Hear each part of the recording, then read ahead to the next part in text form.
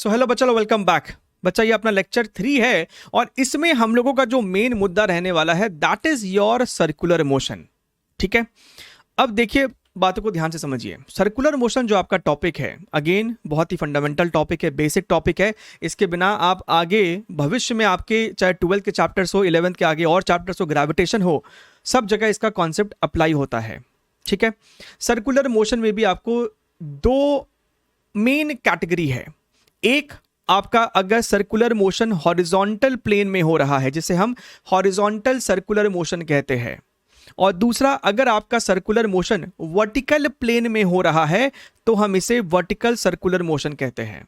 तो vertical circular motion जो आपका टॉपिक है वो आपको प्रीडोमिनेंटली, आप जब वर्क एनर्जी पावर को एक बारी समझ जाते हो, क्योंकि वहां पे आपको एनर्जी कंजर्वेशन का फंडा भी लगता है, तो हम लोग उसको वहां पे समझते हैं। तो फिलहाल हम लोग बेसिक्स ऑफ सर्कुलर मोशन, उनके जो आपके पैरामीटर से, वेरिएबल से, उनको समझेंगे, उनके टर्म्स को समझेंगे, कुछ सॉल्व एग्जाम्पल भी देखेंगे, और हॉरिजॉन्टल सर्कुलर मोशन का जो डायनामिक्स है उसके ऊपर हम लोग यहाँ पे कॉन्सेप्ट और कुछ इलस्ट्रेशंस देखेंगे। ठीक है, तो चलिए हम लोग इसको शुरू करते हैं। सबसे पहले हम लोग यहाँ पे कुछ बेसिक टर्मिनोलॉजीज को समझ लेते हैं। मुझे उम्मीद है आप लोगों को आता ही होगा, बट स्टिल एक बारी उनको समझा देना, बता देना मेरी जिम्मेदारी बन जाती है, राइट। तो मान लीजिए कि आपके पास इस प्रकार का एक सर्कुलर पाथ और आपका पार्टिकल जो है इसके अबाउट, इस ट्रैजेक्टरी पे वो आपको गोल गोल घूम रहा है। ठीक है, तो ये रहा आपका पार्टिकल और ये पार्टिकल आपको इसके अबाउट घूम रहा है। तो बेसिक आपका कॉन्सेप्ट क्या है, आपका जो वेलोसिटी होता है वो हमेशा आपको इस सर्कल के टैंजेंट में होगा, यानी कि इस समय पार्टिकल अगर पोजीशन 1 पे है तो उसकी वेलोसिटी अभी इस तरीके से है। अगर पार्टिकल लेटर से यहाँ पे है तो उसकी वेलोसिटी की जो डायरेक्शन होगी वो इस प्रकार होगी। हम लोग अभी मान के चल रहे हैं कि आपका जो पार्टिकल है वो सर्कल में एंटी क्लॉकवाइज घूम रहा है। तो आप देख सकते हैं कि भैया आपका जो पार्टिकल का वेलोसिटी है, अगर हम ये मान के चले कि उसका स्पीड हमेशा सेम है, आप ऐसा समझिए कि आप साइकिल चला रहे हैं और सर्कुलर पाथ पे आपने साइकिल की जो स्पीड है वो हमेशा सेम रखी है, लेटर से 10 किलोमीटर्स पर आवर। तो भैया आपकी साइकिल की जो स्पीड है, पार्टिकल का जो स्पीड है वो तो सेम है, लेकिन पार्टिकल का जो वेलोसिटी का डायरेक्शन है अभी इधर है, अभी इधर है। कुछ देर बाद उसका वेलोसिटी का डायरेक्शन ऐसे हो जाएगा, यानी भैया डायरेक्शन आपको कंटिन्यूअसली चेंजिंग है।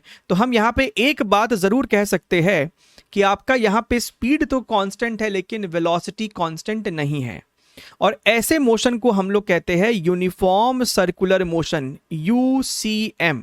तो अगर हमें यूनिफॉर्म सर्कुलर मोशन को डिफाइन करना हो तो हम यहाँ पे ये कहेंगे कि भैया इस मोशन में आपका जो स्पीड है ना वो आपका सेम रहता है, लेकिन जाहिर सी बात है भैया डायरेक्शन चेंज हो रहा है तो हम वेलोसिटी को कांस्टेंट नहीं कह सकते हैं। वेलोसिटी भैया यहाँ पे आपको कांस्टेंट नहीं होता है। और क्या इंपॉर्टेंट कॉन्सेप्ट है, टर्मिनोलॉजीज है। अब अभी तक हम लोग लीनियर मोशंस या फिर लीनियर वेरिएबल्स के बारे में ही सीखते थे। वेलोसिटी हो गया है, एक्सेलरेशन हो गया है। अब यहाँ पे हम लोग सीखने वाले हैं एंगुलर टर्म्स को। यहाँ पे सबसे पहला जो एक एंगुलर टर्म आता है that is your angular displacement. आपका लीनियर डिस्प्लेसमेंट तो आप समझते हैं, आपको एंगुलर डिस्प्लेसमेंट क्या होता है। तो जनाब एंगुलर डिस्प्लेसमेंट मेरा होता है एंगल रोटेटेड। कहने का मतलब है कि सपोज कीजिए आपको पार्टिकल इनिशियली यहाँ पे था और कुछ देर बाद पार्टिकल यहाँ पे आ जाता है, तो भैया पार्टिकल ने कितना एंगल कवर किया है। तो सेंटर से इस पॉइंट को ड्रॉ कीजिए और सेंटर से इस पॉइंट को भी जोड़िए, तो आपका जो पार्टिकल है बेसिकली वो यहां से यहां ट्रैवल करते वक्त आप देखिए कैसे वो 90 डिग्री रोटेट कर चुका है, या फिर वो π/2 रेडियंस वो जो है जनाब आपको कवर कर चुका है। ठीक है, सो this is very very important कि आपको समझ में आए कि भैया एंगल रोटेटेड क्या है इस समय आपका।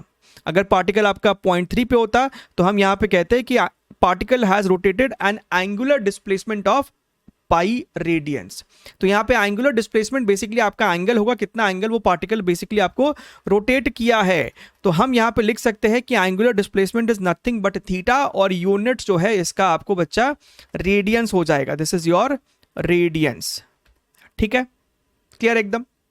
अच्छा, एंगुलर डिस्प्लेसमेंट के बाद आपका नेक्स्ट जो टर्मिनोलॉजी आता है that is your angular velocity, है ना। मुझे उम्मीद है कि ये इसको बताने की भी ज़रूरत नहीं पड़नी चाहिए। आप 12th में होंगे, आप ड्रॉपर होंगे, आप सभी को पता है कि एंगुलर वेलोसिटी जो होता है उसका सिंबल होता है आपका omega, right. And this angular velocity is defined as your rate of rate of change of angle, rate of change of angle, right. कैसे हमारे पास टर्म होता है linear velocity, that is your rate of change of position, जिसे हम कहते हैं dx by dt, right. dx by dt को हम क्या कहते हैं, velocity, that is your rate of change of position.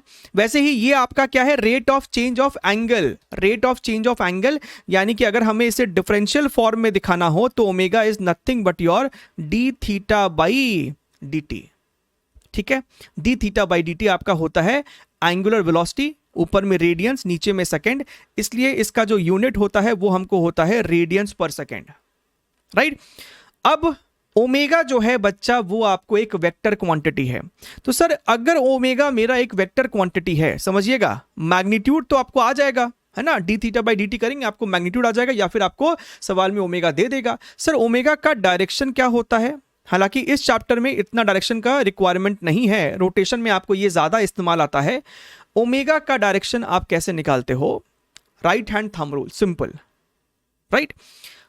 यहां पे आपका पार्टिकल जो है देखिए ऐसे एंटी क्लॉकवाइज घूम रहा है, यानी कि पार्टिकल का जो ओमेगा हो गया है ना वो आपको इस समय ऐसा एंटी क्लॉकवाइज ही है, दिस इज दी ओमेगा, उसका डायरेक्शन एंटी क्लॉकवाइज, तो वो घूम रहा है। डायरेक्शन कैसे निकालेंगे, राइट हैंड थंब रूल, अपने चारों राइट हैंड के चारों फिंगर्स को ओमेगा के डायरेक्शन में कर्ल कीजिए, तो थंब जिधर पॉइंट करेगा वो आपको हो जाएगा direction of omega.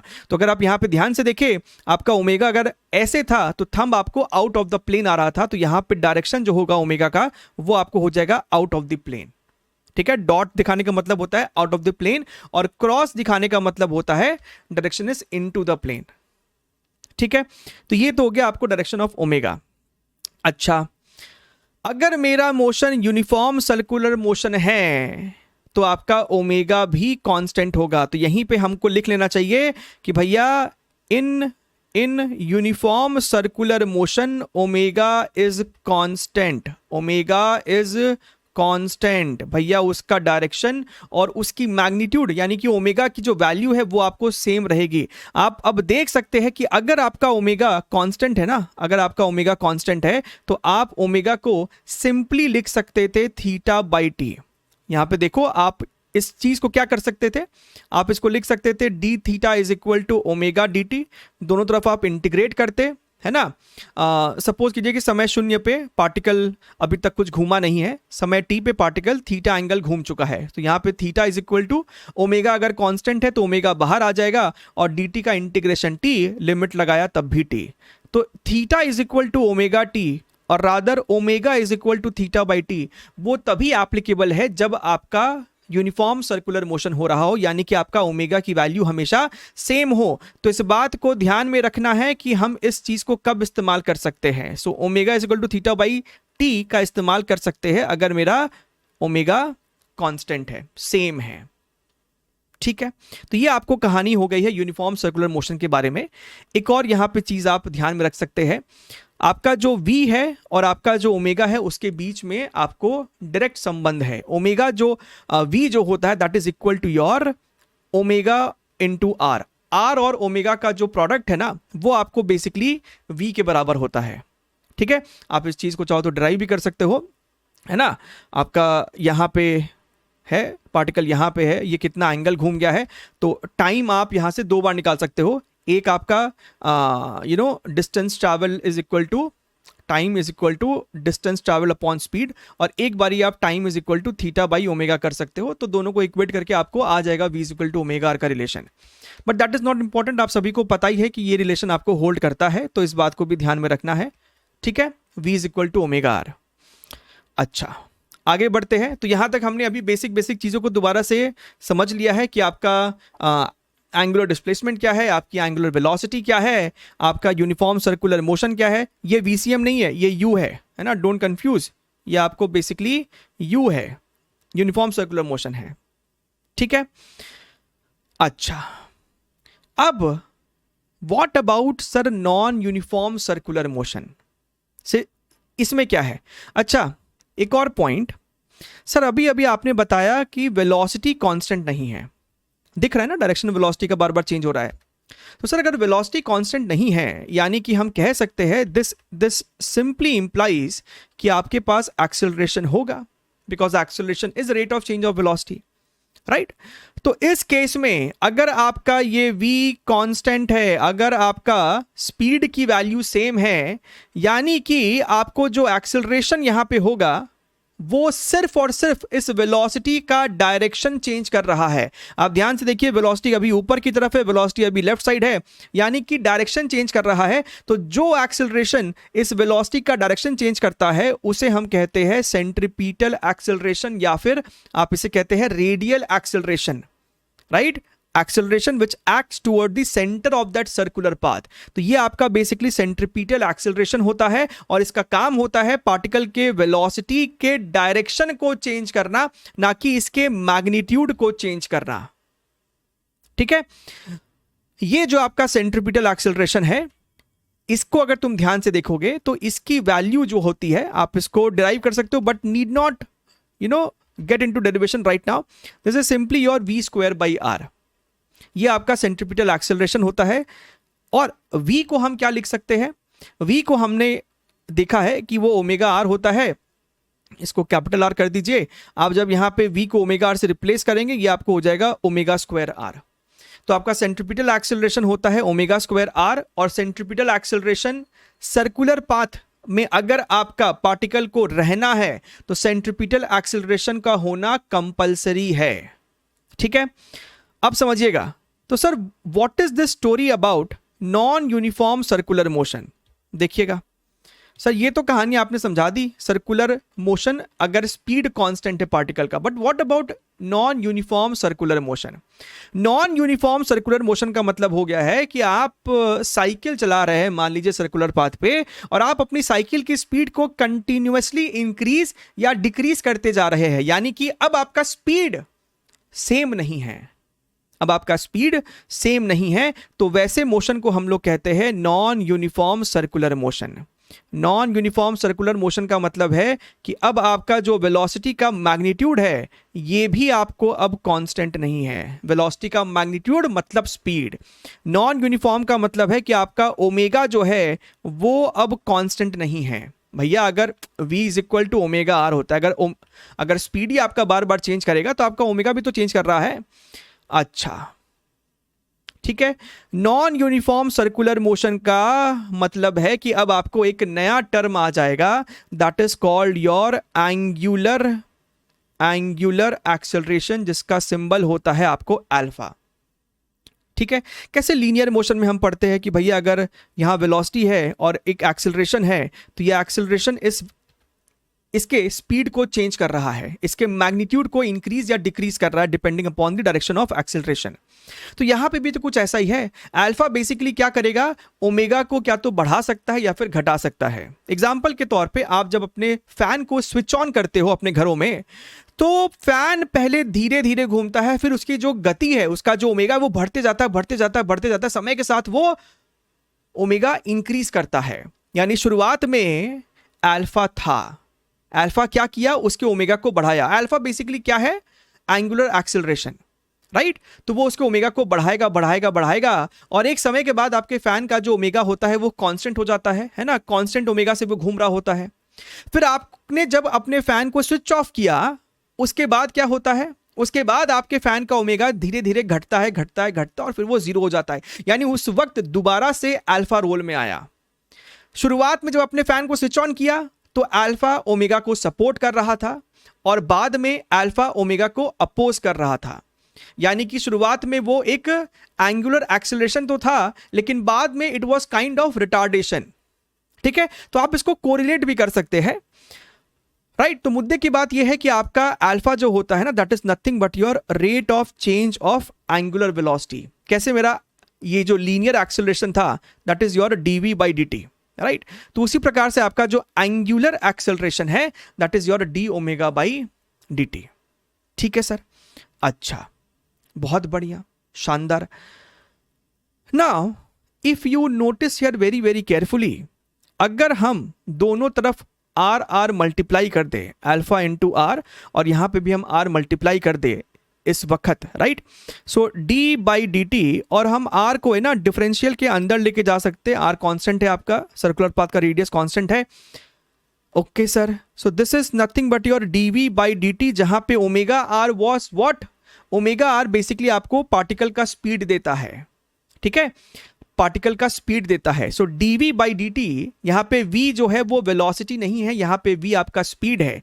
So dv by dt is nothing but alpha R, और अल्फा इंटू आर को हम कहते हैं tangential acceleration, tangential acceleration. So a better way to write this would be tangential acceleration is equal to magnitude का differentiation, velocity का differentiation नहीं है, velocity के मैग्नीट्यूड का डिफरेंशिएशन है आपको टैंजेंशियल एक्सेलरेशन।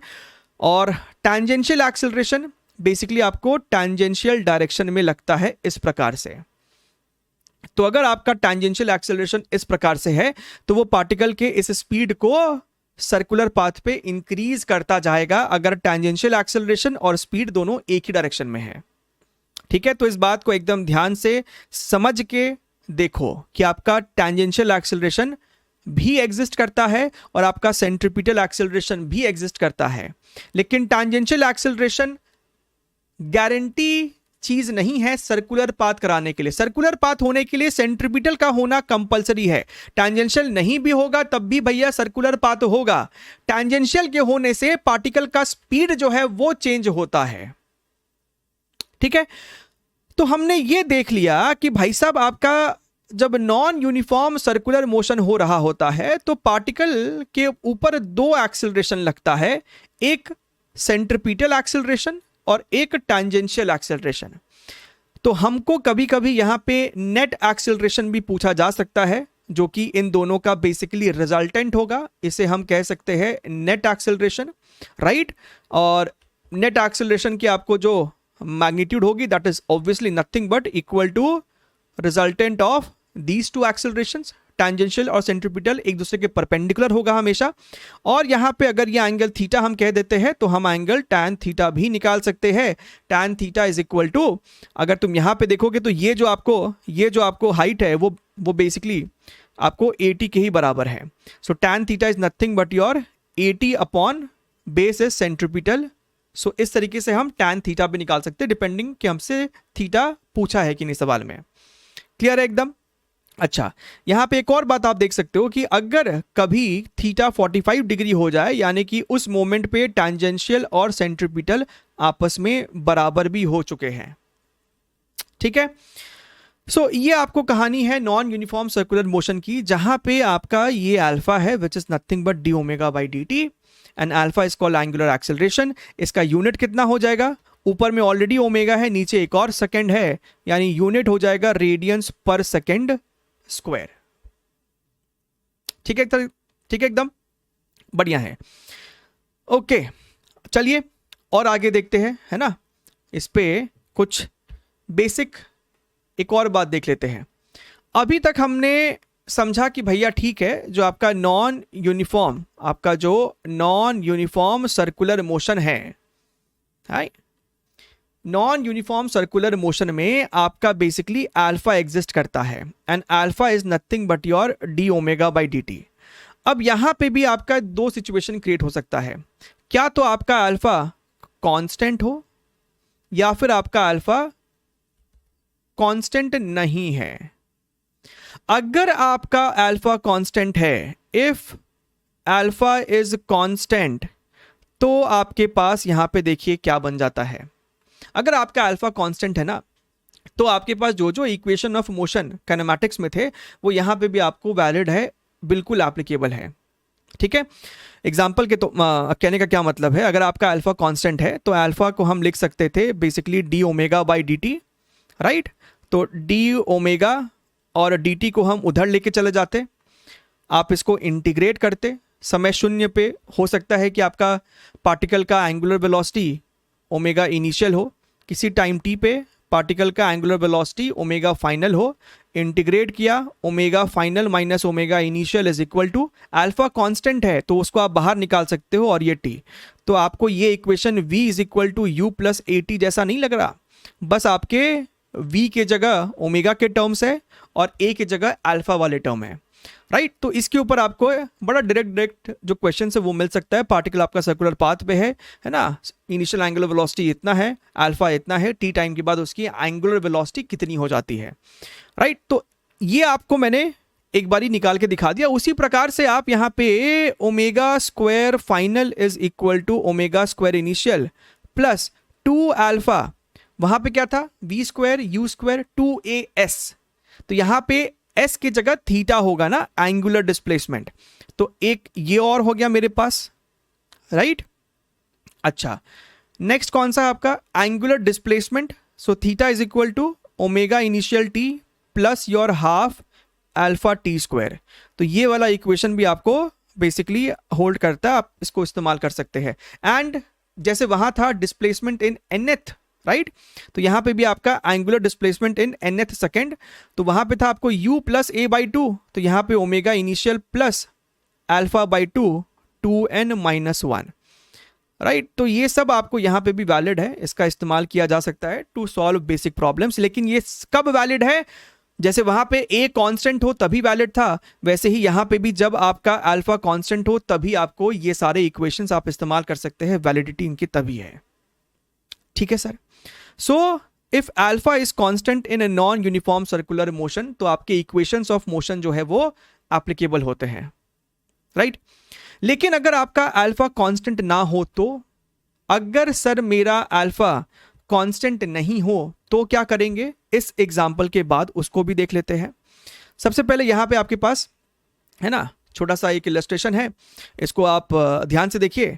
कहता है कि a particle revolve in a circular motion of radius r is equal to √2 metre, है ना। आप चाहो तो खुद से इसको एक बारी देख सकते हो, समझ सकते हो।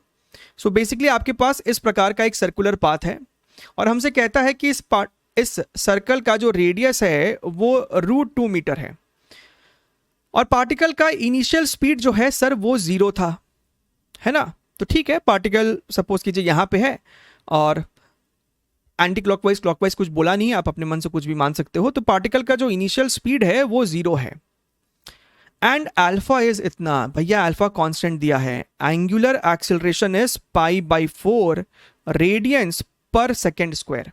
Find the magnitude of average velocity of the particle over time rotates in quarter of a circle. हमसे कहता है ये आपका पोजीशन 1 है ना, और यहां पे समय 0 है और जब पार्टिकल आपको 90 डिग्री घूम चुका है, देखिए क्वार्टर ऑफ अ सर्कल बोल रहा है, जब पार्टिकल आपका 90 डिग्रीज घूम चुका है तो एवरेज वेलोसिटी कितना हुआ है over that period of time, right. तो यहां पे पार्टिकल की ठीक है कुछ ना कुछ तो वेलोसिटी रही होगी और ये जो आपको घूमा है वो आपको 90 डिग्रीज घूमा है। अब देखिए एवरेज वेलोसिटी का फंडा क्या होता है। एवरेज वेलोसिटी कहता है कि भैया total displacement by total time. Particle अभी आपको पोजीशन 1 पे था, फिर पोजीशन 2 पे है, तो डिस्प्लेसमेंट जो हुआ है वो तो ये लाइन ज्वाइनिंग हुआ है and this is nothing but ये रेडियस r है, ये रेडियस r है, यानी कि सर ये जो है वो √2r है। मुद्दा ये है, क्वेश्चन ये है कि सर पार्टिकल का हमको ठीक है भैया आपसे एवरेज वेलोसिटी का मैग्नीट्यूड पूछा है तो डिस्प्लेसमेंट मेरा इतना है, लेकिन भैया 1 से 2 जाने में इसको टाइम कितना लगा, ये टर्म कितना है। ये टर्म निकालने के लिए हम लोगों को अभी अभी जो हमने सीखा उसे इस्तेमाल करना पड़ेगा कि भैया अगर आपका अल्फा कांस्टेंट है, पार्टिकल जब 1 से 2 जाता है तो वो कितना एंगल घूमा है, एंगुलर डिस्प्लेसमेंट 90 डिग्री है यानी कि π/2। पार्टिकल का इनिशियल ओमेगा कितना है, 0। भैया जब पार्टिकल का इनिशियल स्पीड ही 0 था तो आपका ओमेगा भी तो 0 ही है, v = ओमेगा r होता है। अच्छा सर बढ़िया, ओमेगा इनिशियल 0, पार्टिकल का आपको अल्फा दिया हुआ है, अल्फा = π/4। तो सर हम यहां पे theta = omega initial T plus half alpha T square. Omega initial 0 था तो half alpha T square apply करेंगे। सर थीटा की वैल्यू π/2 है, दिस फेलो इज 1/2। अल्फा की वैल्यू सर π/4 है, this is your T square. अगर हम ध्यान से देखें तो पाई से पाई मरेगा, 2 से 2 मरेगा, क्या आपको टी 2 सेकेंड आता हुआ नहीं दिखा? दिखा सर।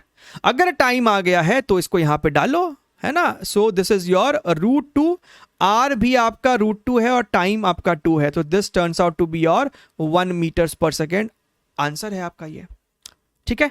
मुद्दा ये नहीं कि आंसर कैसे आया, मुद्दा ये है कि आपको समझ में आना चाहिए कि सिर्फ ये कॉन्सेप्ट सीख लेने का मतलब नहीं कि सवाल डायरेक्ट इससे आएगा। देखिए किस तरीके से एवरेज वेलोसिटी को भी मिक्स कर दिया गया है, और ऐसा जो वैरायटी वो आपको जेईई मेंस में तो आता ही है, एवरेज वेलोसिटी निकालिए सर्कुलर पाथ पे, ठीक है, एकदम ठीक है, शानदार, आगे बढ़े। अच्छा अब देखिएगा, now look here very very carefully. ये जो आपका प्रश्न है ना, इसमें हमसे क्या कहता है, A particle is moving in a circular path at constant tangential acceleration starting from rest। तो सर ये सवाल भी मेरा है ना कांस्टेंट एंगुलर एक्सेलरेशन पे है, ठीक है। समझिएगा, आपका जो टैंजेंशियल एक्सेलरेशन होता है वो आपका एंगुलर एक्सेलरेशन इनटू आर होता है, देखा था ना अभी कुछ देर पहले हमने। तो भैया अगर मेरा टैंजेंशियल एक्सेलरेशन कांस्टेंट है यानी कि मेरा अल्फा भी कांस्टेंट है, ठीक है। अच्छा सर, तो हमसे प्रश्न में कहता है particle is moving in a circular path at constant tangential acceleration starting from rest. तो पार्टिकल का मोशन का शुरुआत हुआ था रेस्ट से। अच्छा, टी टाइम के बाद after time T total acceleration makes an angle of 45 degree with the radial acceleration with the centripetal acceleration. तो हमसे अल्फा की वैल्यू पूछ रहा है इन द गिवन वेरिएबल्स। अच्छा सर, ठीक है, आपको पार्टिकल का शुरुआत में जो है स्पीड 0 था, राइट, लेकिन वो आपको घूम रहा है और भैया पार्टिकल के पास टैंजेंशियल एक्सेलरेशन है, यानी समय के साथ इसका स्पीड बढ़ रहा है। समझ में आया। तो किसी टाइम टी की कहानी अगर हम देखें, किसी टाइम टी पे पार्टिकल का वेलोसिटी v हो गया होगा, किसी टाइम टी पे पार्टिकल का वेलोसिटी v हो गया होगा। बिल्कुल सर, सत्य है सर ये एकदम। अच्छा, यानी कि इस मोमेंट पे पार्टिकल का पास कुछ ओमेगा होगा, है ना, पार्टिकल के पास कुछ ओमेगा भी होगा इस मोमेंट पे, है ना, ब्रैकेट में ओमेगा भी वर्ड लिख लेते हैं। अगर पार्टिकल का वेलोसिटी v है तो पार्टिकल का सेंट्रीपिटल एक्सेलरेशन कितना हो जाएगा, v²/r या फिर ω²r। ये हो गया है पार्टिकल का सेंट्रीपिटल या फिर रेडियल एक्सेलरेशन बोल लो। हाँ जी सर, और तो और पार्टिकल का टैंजेंशियल एक्सेलरेशन भी होगा, है ना, तभी तो पार्टिकल का स्पीड बढ़ रहा है समय के साथ।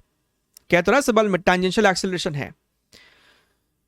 टाइम टी ये एक ऐसा टाइम था जब टैंजेंशियल एक्सेलरेशन और रेडियल एक्सेलरेशन का जो रिजल्टेंट था ना, जो आपको नेट एक्सेलरेशन था, वो कहता है कि रेडियल के साथ 45 डिग्रीज एंगल बना रहा है। और 45 डिग्री एंगल का क्या मतलब है, अभी देखा था ना कुछ देर पहले। 45 डिग्री का क्या मतलब है, 45 डिग्री का मतलब है कि आपका रेडियल एक्सेलरेशन और टैंजेंशियल आपस में बराबर रहा होगा, तभी तो एंगुलर बाइसेक्टर पे है रिजल्टेंट। यानी एट टाइम टी आपका जो रेडियल एक्सेलरेशन है और टैंजेंशियल है वो आपस में बराबर है। अच्छा सर, रेडियल एक्सेलरेशन आपका है ω² और टैंजेंशियल आपका हो जाता है अल्फा इंटू आर, राइट। हमसे सवाल में अल्फा ही पूछा था तो इसको लिखा हमने अल्फा इंटू आर। अच्छा सर, आपका आर से आर तो मार दिया हमने, ठीक है, कोई बात नहीं। देखिए यहाँ इस इक्वेशन को देख के ना कई बच्चे रुक जाते हैं, सर अब कैसे बढ़ेंगे आगे। भैया है ना, कांस्टेंट है ना टैंजेंशियल एक्सेलरेशन, अल्फा कांस्टेंट है ना आपका। तो शुरुआत में समय 0 पे आपका जो इनिशियल ओमेगा था वो 0 था, और टाइम टी पे आपका जो फाइनल ओमेगा है, टाइम टी पे जो आपका ओमेगा है वो ओमेगा तो लिखा ना हमने, ये ओमेगा हमने कब लिखा है, टाइम टी पे। टाइम टी पे पार्टिकल की वेलोसिटी v थी और उसकी एंगुलर वेलोसिटी ओमेगा थी। तो भैया यहां से आपको देख के मन नहीं कर रहा है कि हम कुछ इक्वेशन बनाए यहां पे, है ना। Look here very very carefully, time T की बात की जा रही है, तो क्या हम यहां पे लिख नहीं सकते हैं omega final is equal to omega initial plus alpha T. Sir omega final omega है, ओमेगा इनिशियल 0, अल्फा अल्फा है और टी टी है, यानी कि सर हम ओमेगा की जगह है ना अल्फा टी लिख सकते हैं। यहां पे हम ओमेगा की जगह अल्फा टी लिख सकते हैं, ठीक है, और आपका राइट साइड में कितना है, this is your alpha itself, ठीक है sir. Now if you look here carefully, ये आपको हो जाएगा omega square T square is equal to alpha, alpha से एक स्क्वायर मरा, यानी कि सर अल्फा की वैल्यू आ रही है 1/t square. That's it, this is the answer in terms of your small T, है ना, कोई रेडियस वेडियस कोई वेरिएबल भी नहीं बचा, ठीक है। सो हमने यहाँ पे दो सवाल देखे जहां पे हम लोगों ने इक्वेशंस ऑफ मोशन जो थे, अगर अल्फा कांस्टेंट होता है या फिर आपका एटी कांस्टेंट होता है तो हम इसे अप्लाई कर सकते हैं, वो हमने आपको यहाँ पे अप्लाई करके दिखाया है। At the same time tangential और सेंट्रीपिटल का रिजल्टेंट का भी जो सवाल है वो भी यहाँ पे कवर हुआ। अब हम लोग ये देखते हैं कि सर अगर मेरा अल्फा कांस्टेंट नहीं हो तो, अगर मेरा अल्फा कांस्टेंट नहीं है तो हम इक्वेशंस ऑफ मोशन नहीं लगा सकते। एग्जाम्पल के तौर पे सीधे सवाल से इसको समझते हैं। इस बार हमको alpha as a function of time दिया है, हमको कहता है कि स्टार्टिंग रेस्ट से हो रही है, यानी आपको जो ओमेगा इनिशियल है, या फिर हम लिख सकते हैं कि at T equals to 0 omega आपका 0 था। At T equals to 3 second हमसे नेट एक्सेलरेशन पूछा जा रहा है, सर्कुलर पाथ का रेडियस जो है वो आपको जनाब 2 मीटर का है, ठीक है। अच्छा, तो सर अगर हम ध्यान से देखें, आपके पास दो प्रकार का एक्सेलरेशन होगा, है ना, नॉन यूनिफॉर्म सर्कुलर मोशन है तो दो प्रकार तो कंपलसरी है, सेंट्रीपिटल तो आजीवन होता ही है, अब टैंजेंशियल भी है। अच्छा सर टैंजेंशियल एक्सेलरेशन हो जाएगा अल्फा इंटू रेडियस। तो अगर हम ध्यान से देखें कि sir at T equals to 3 second alpha कितना हो जाएगा 2 इंटू 3, यानी कि sir 6 radians per second square, यानी कि इस मोमेंट पे टैंजेंशियल एक्सेलरेशन कितना हो जाएगा अल्फा इंटू आर, बोले तो 6 इंटू 2, तो this turns out to be 12 metres पर सेकेंड स्क्वायर, ठीक है। अच्छा, ये चीज तो आ गया। अब हमें यहां पे बातचीत करना है about your which one, centripetal acceleration. Now if you look here carefully, centripetal के लिए हमें चाहिए होगा ओमेगा स्क्वायर आर। ओमेगा मेरे पास है, निकालना पड़ेगा। Alpha is equal to 2t, तो हम यहां पे अल्फा को लिख सकते थे D omega by D T is equal to 2 into T. आप यहां पे क्रॉस मल्टीप्लाई करेंगे 2t dt, है ना, इस प्रकार से। समय शून्य पे पार्टिकल आपको रेस्ट पे था ओमेगा 0, और 3 सेकेंड बाद ओमेगा कितना हो गया है वो हम यहां से निकाल पाएंगे। तो ये ओमेगा हो जाएगा, आप इसे इंटीग्रेट कीजिए टी स्क्वायर, यानी कि ये आपको 9 radians per second, which means your centripetal acceleration is your 9 square multiplied by 2 omega square R, 81 into 2, यानी कि this turns out to be your 162। तो बस मेरा जो नेट एक्सेलरेशन है ना, इसे अभी पूरा नहीं निकालते हैं, आपका जो नेट एक्सेलरेशन हो जाएगा that is your resultant of both, यानी कि 12 का स्क्वायर प्लस योर 162 का स्क्वायर, ठीक है। सो this is how you can deal with your ऐसा सवाल जहां पे आपका अल्फा जो है ना वो आपको कांस्टेंट नहीं हो, ठीक है। अच्छा, अब देखिए हमारे पास जो नेक्स्ट टॉपिक आता है that is your radius of curvature, है ना, सर्कुलर मोशन, सर्कुलर पाथ में रेडियस ऑफ कर्वेचर आपको एक इंपॉर्टेंट कॉन्सेप्ट है। देखिए अगर मेरे पास एग्जैक्ट हूबहू एक सर्कुलर पाथ हो तो इसमें कोई डाउट नहीं है कि यहाँ पे अगर आपने कोई भी कर्वेचर, कोई भी हिस्से को अगर आपने काट के निकाला है तो इस हिस्से का जो रेडियस ऑफ कर्वेचर होगा वो वही होगा जो इस सर्कल का रेडियस था, उसमें कोई दिक्कत नहीं है। रेडियस ऑफ कर्वेचर क्या है वो आपको समझ में आएगा जब आपको रैंडम पाथ लेंगे, जब आप कोई रैंडम पाथ यहां पे लेंगे। देखिए सपोज कीजिए मेरे पास इस प्रकार का कोई रैंडम सा शेप है, रैंडम सा पाथ है, तो रेडियस ऑफ कर्वेचर का क्या मतलब है कि अगर मैंने यहां पे एक छोटा सा हिस्सा काट के निकाला, अगर मैंने यहां पे एक छोटा सा ये हिस्सा जो है कट करके निकाला, तो ये जो आपको हिस्सा है, राइट, ये जो आपको हिस्सा है वो उस हिस्से का रेडियस ऑफ कर्वेचर क्या है, यानी कि इस हिस्से को अगर मैं किसी सर्कल के साथ ट्रेस करूं तो उस सर्कल का रेडियस क्या होगा। इस हिस्से को अगर मैं सर्कल के साथ ट्रेस करूं तो उस सर्कल का रेडियस क्या होगा। आपको यहां पे ना बड़ा आराम से दिखाई देगा कि अगर मैं यहां पे एक ऐसे हिस्से को लेता हूं और यहां पे एक छोटे से हिस्से को यहां पे लेता हूं, तो आप देख सकते हैं कि यहां पे जो सर्कल यहां आपका बनता वो थोड़ा सा ऐसा बड़ा रेडियस वाला बनता। लेकिन अगर मैं यहां पे किसी सर्कल की बात करूं तो बड़ा छोटा सा आपको यहां पे सर्कल बनेगा। देख पा रहे मेरी बात को? ये देखिए, तो हमको साफ साफ दिख रहा है कि ये जो आपका पाथ है इसका रेडियस ऑफ कर्वेचर ज्यादा है और इस वाले सेक्शन का जो रेडियस ऑफ कर्वेचर है वो छोटा है। साफ साफ दिख रहा है कि R1 जो है वो आपको R2 से बड़ा है। तो ये तो आपको मेन मुद्दा है, मेन आपको कहानी है, मतलब है आपका रेडियस ऑफ कर्वेचर का। अब सर्कुलर मोशन में हमने एक बात सीखी है। क्या सीखी है सर? सर्कुलर मोशन में हमने यहां पे एक बात सीखी है कि भैया सपोज कीजिए कि पार्टिकल का वेलोसिटी v है, राइट?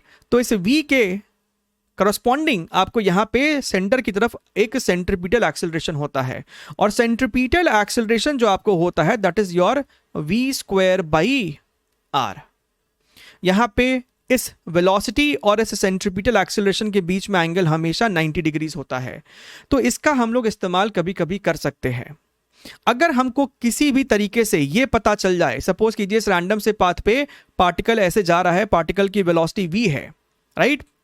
ये 0.1 है। हमसे पूछे कि भैया 0.1 का रेडियस ऑफ कर्वेचर क्या है, तो भैया इसका वेलोसिटी v है। अगर हमको किसी तरीके से ये पता चल जाए कि इस वेलोसिटी के परपेंडिकुलर एक्सेलरेशन कितना है, तो आपको यहां से रेडियस ऑफ कर्वेचर हम कह सकते हैं दैट इज योर v²/a।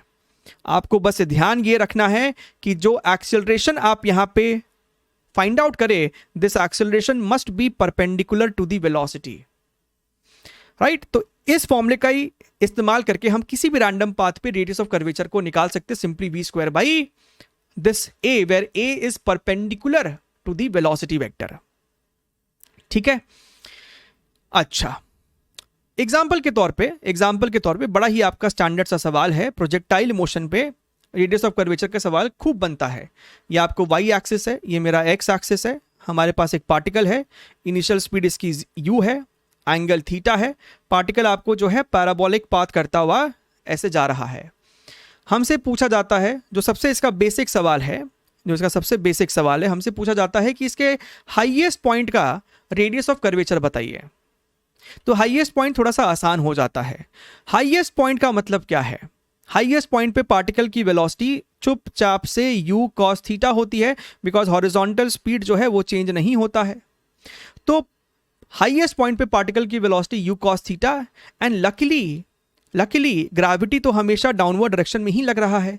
तो इस मोमेंट पे जो आपको एक्सेलरेशन है ग्रेविटी, वो u cos थीटा के परपेंडिकुलर ही है।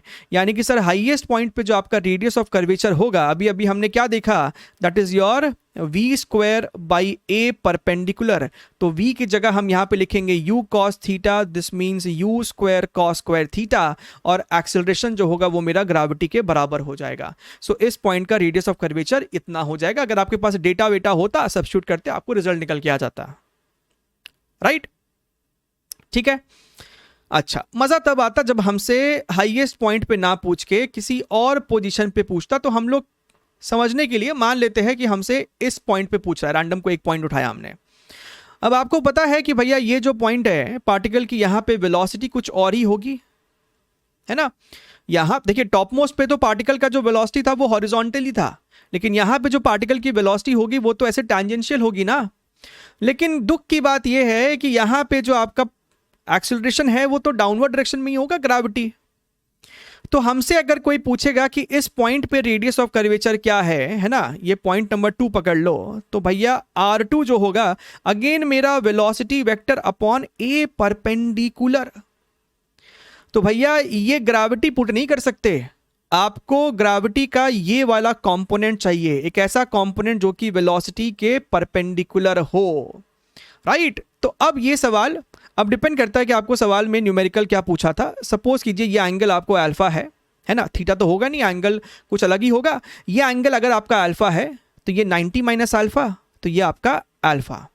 तो अगर ये g है तो ये वाला कंपोनेंट हो जाएगा g cos अल्फा। तो यहां पे आपका वैल्यू हो जाएगा v² अपॉन जी कॉस अल्फा। अब आपको डिपेंड करता है कि सवाल क्या था, तो आप वहां से अगर आप अल्फा निकाल सकते हो तो अल्फा निकालिए, आप वी निकाल सकते हैं तो वी निकालिए, depending upon the numerical, depending upon the question. ठीक है सर, है ना। तो ये आपको रेडियस ऑफ कर्वेचर निकालने का एक तरीका हुआ। रेडियस ऑफ कर्वेचर निकालने का एक दूसरा तरीका भी होता है जो जनरली छोड़िए, बहुत रेयरली इसका कभी आप इस्तेमाल देखेंगे, that is the differential equation, है ना। तो आपके पास एक फॉर्मूला है बेसिकली, राइट। ये भी आपको डिराइव करने की बिल्कुल जरूरत भी नहीं है, ठीक है। Radius of curvature on trajectory, हमारे पास कोई भी रैंडम अभी हमने देखा पाथ था, अगर आपके पास उस पाथ का इक्वेशन हो, अगर आपके पास उस पाथ का इक्वेशन हो तो आप किसी भी पॉइंट पे रेडियस ऑफ कर्वेचर को फाइंड आउट कर सकते हैं इस इक्वेशन के through. 1 plus dy by dx का होल स्क्वायर, पूरे का होल का पावर 3/2 और नीचे में डबल डिफरेंशिएशन का मॉड। ठीक है, एग्जाम्पल के तौर पे देख लेते हैं कि इसको अप्लाई कैसे करेंगे। आपके पास यहां पे देखिए एक पैराबोलिक इक्वेशन है y = ax²। अच्छा, find radius of curvature of the curve at x = 0। तो भैया ये एक ऐसा पैराबोला है जिसका वर्टेज जो है वो ओरिजिन पे ही है ना। तो सिंपल है, एक बारी तो dy बाई dx निकाल लो, dy by dx is nothing but 2ax, और इसका जो डबल डिफरेंशिएशन होगा वो इस वाले फंक्शन का भी differentiation, that is your 2a, right. अच्छा, तो हमें यहां पे r एंड हमें रेडियस ऑफ कर्वेचर निकालना है जब x की वैल्यू 0 हो। तो dy बाई dx जब x की वैल्यू 0 है तो कितनी हो जाएगी, 0। लेकिन जो आपका डबल डिफरेंशिएशन आया ना वो देखिए कांस्टेंट आ गया है 2a, वो x पे डिपेंड नहीं कर रहा। अब इन डेटास को यहां पे सब्स्टिट्यूट कीजिए तो ये आपको 1 + 0 होल टू द पावर 3/2 और नीचे में आपके पास ये बेसिकली 2a आ रहा है, यानी कि 1/2a becomes the result for this particular question. ठीक है, राइट। ओके, तो आपके पास दो वैरायटी है। ज्यादा चांसेस है कि अगर आपसे सवाल पूछा जाता है तो पहले वाले जो आपका v² बाई a परपेंडिकुलर है उस पर ही आपका सवाल एस्टैब्लिश होएगा। चलिए, ओके, ना there is one more concept of relative angular velocity, है ना। बस बेसिक है, कोई हाईफाई चीज नहीं है। तो ये बेसिकली क्या है कि angular velocity of one particle with respect to another particle का फंडा है।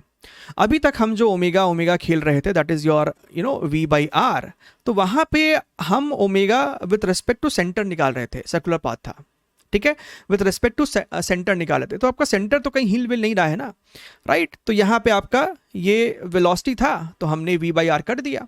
अगर तुम ध्यान से देखोगे तो r और v के बीच का एंगल भी 90 डिग्रीज है, इस बात को ध्यान में रखिए, ठीक है।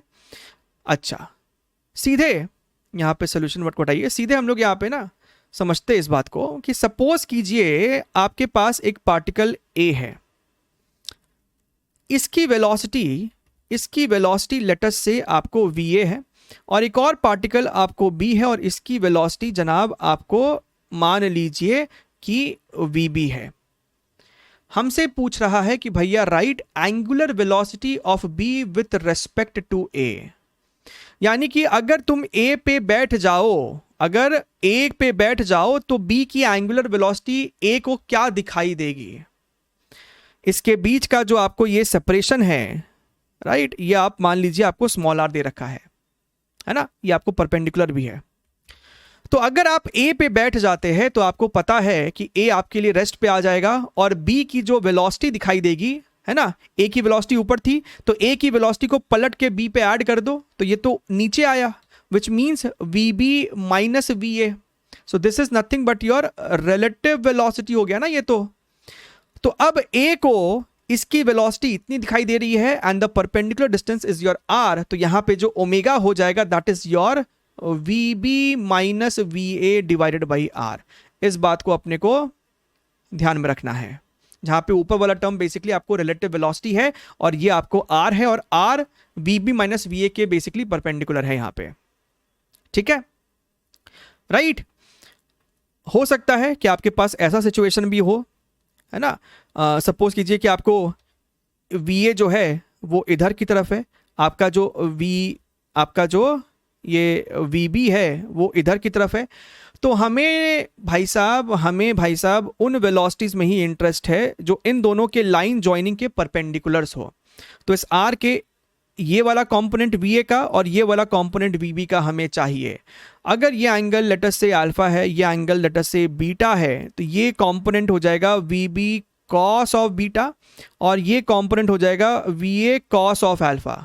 तो अब अगर हमें यहाँ पे कोई पूछेगा कि भैया what is angular velocity of B with respect to A, तो अगेन हमारे लिए A जो है वो रेस्ट पे आएगा और हमें सिर्फ यही परपेंडिकुलर वाले में इंटरेस्ट है, क्योंकि आपका जो omega is equal to V by R होता है वहां पे V should be perpendicular to R। तो अब आपका यहाँ पे क्या हो जाएगा, VB cos of beta minus VA cos of alpha divided by this R। ठीक है, इसका जो एप्लीकेशन है या फिर इस पे जो बेस्ड न्यूमेरिकल है वो आपसे ना ग्रेविटेशन में पूछा गया था रिसेंटली जेईई मेंस PYQs में 2022-21 के आसपास कहीं। तो वहां पे इसी का कॉन्सेप्ट आपको बेसिकली अप्लाई करना था, है ना। मैं आपको सवाल, आप जब PYQ करेंगे तो आप उसको फेस कर ही लेंगे। मैं आपको एक बारी, अगर आपको ग्रेविटेशन थोड़ा बहुत जहन में अभी भी है तो आपको याद दिला देता हूं। तो सवाल में बेसिकली क्या था कि आपको 2 ऑर्बिट्स थे, है ना। आपको प्लैनेट हो गया है और 2 सैटेलाइट है। एक सैटेलाइट की वेलोसिटी आपको मान लीजिए कि आपकी V1 है और दूसरे की जो आपको वेलोसिटी है वो आपको V2 है। ठीक है, ये V1 V2 कैसे निकालते हैं आपको पता ही होगा। आपको जो ऑर्बिटल वेलोसिटी होती है that is your √GM by small r, जहां पे r यहाँ वाली डिस्टेंस है। तो ये R1 हो गया है और ये बेसिकली आपको R2 हो जाएगा।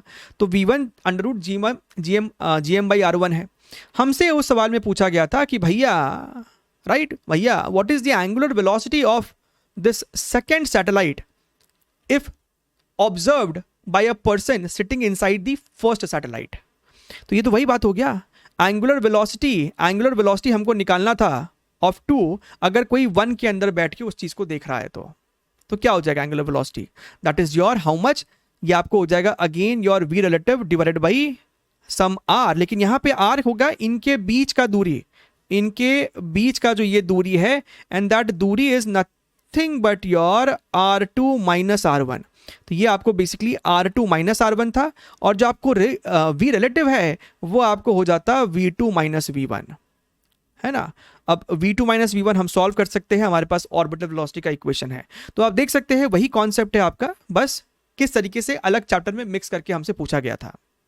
ठीक है, ओके। तो ये सब कुछ जो हमने अभी अभी देखा वो यहां तक पहुंचने के लिए बहुत जरूरी था। सेंट्रीपिटल फोर्स, आपने देखा कि भैया अगर कोई पार्टिकल सर्कुलर पाथ पे है और उस पार्टिकल के पास सपोज कीजिए यहां पे वेलोसिटी v है उसका, तो हमने देखा कि भैया अगर कोई पार्टिकल सर्कुलर पाथ पे है तो उसका डायरेक्शन को चेंज करने के लिए एक एक्सेलरेशन हमेशा लगता है acting towards the centre, that is called your centripetal acceleration. तो भैया अगर सेंटर की तरफ कोई एक्सेलरेशन लग रहा है यानी कि सेंटर की तरफ कोई फोर्स भी तो होगा, because force is equal to mass into acceleration, और इसी फोर्स को हम कहते हैं सेंट्रीपिटल फोर्स, यानी कि mass into your centripetal acceleration, right. तो centripetal force, right, centripetal force is the necessary force, it is the necessary force needed for circular motion। Centripetal force नहीं होगा तो सर्कुलर मोशन एग्जिस्ट नहीं कर सकता है। आपके सामने अन्य भांति भांति प्रकार के एग्जाम्पल है ना। आपके पास यहाँ पे एक धागा है और यहाँ पे आपके पास एक स्टोन होता है ना, राइट। और कोई है जो इस धागे को पकड़ के इस स्टोन को सर्कुलर पाथ पे ऐसे ऐसे घुमा रहा है। तो हम सभी इस बात को जानते हैं कि अगर हम इस स्टोन का FBD बनाएंगे तो आपका धागा जो आपका टाइट है तो यहाँ पे एक टेंशन T दिखाना पड़ेगा हमको। तो सेंटर की तरफ आपको यहाँ पे एक लौता फोर्स टेंशन ही लग रहा है, तो हम कह सकते हैं tension is that centripetal force and that should be equal to mass into centripetal acceleration. और सेंट्रीपिटल एक्सेलरेशन का अगर इसका जो वेलोसिटी है वो v है तो that is your v² by R. तो हमसे कोई अगर धागे में टेंशन पूछेगा तो हम बोलेंगे सर mv² बाई आर।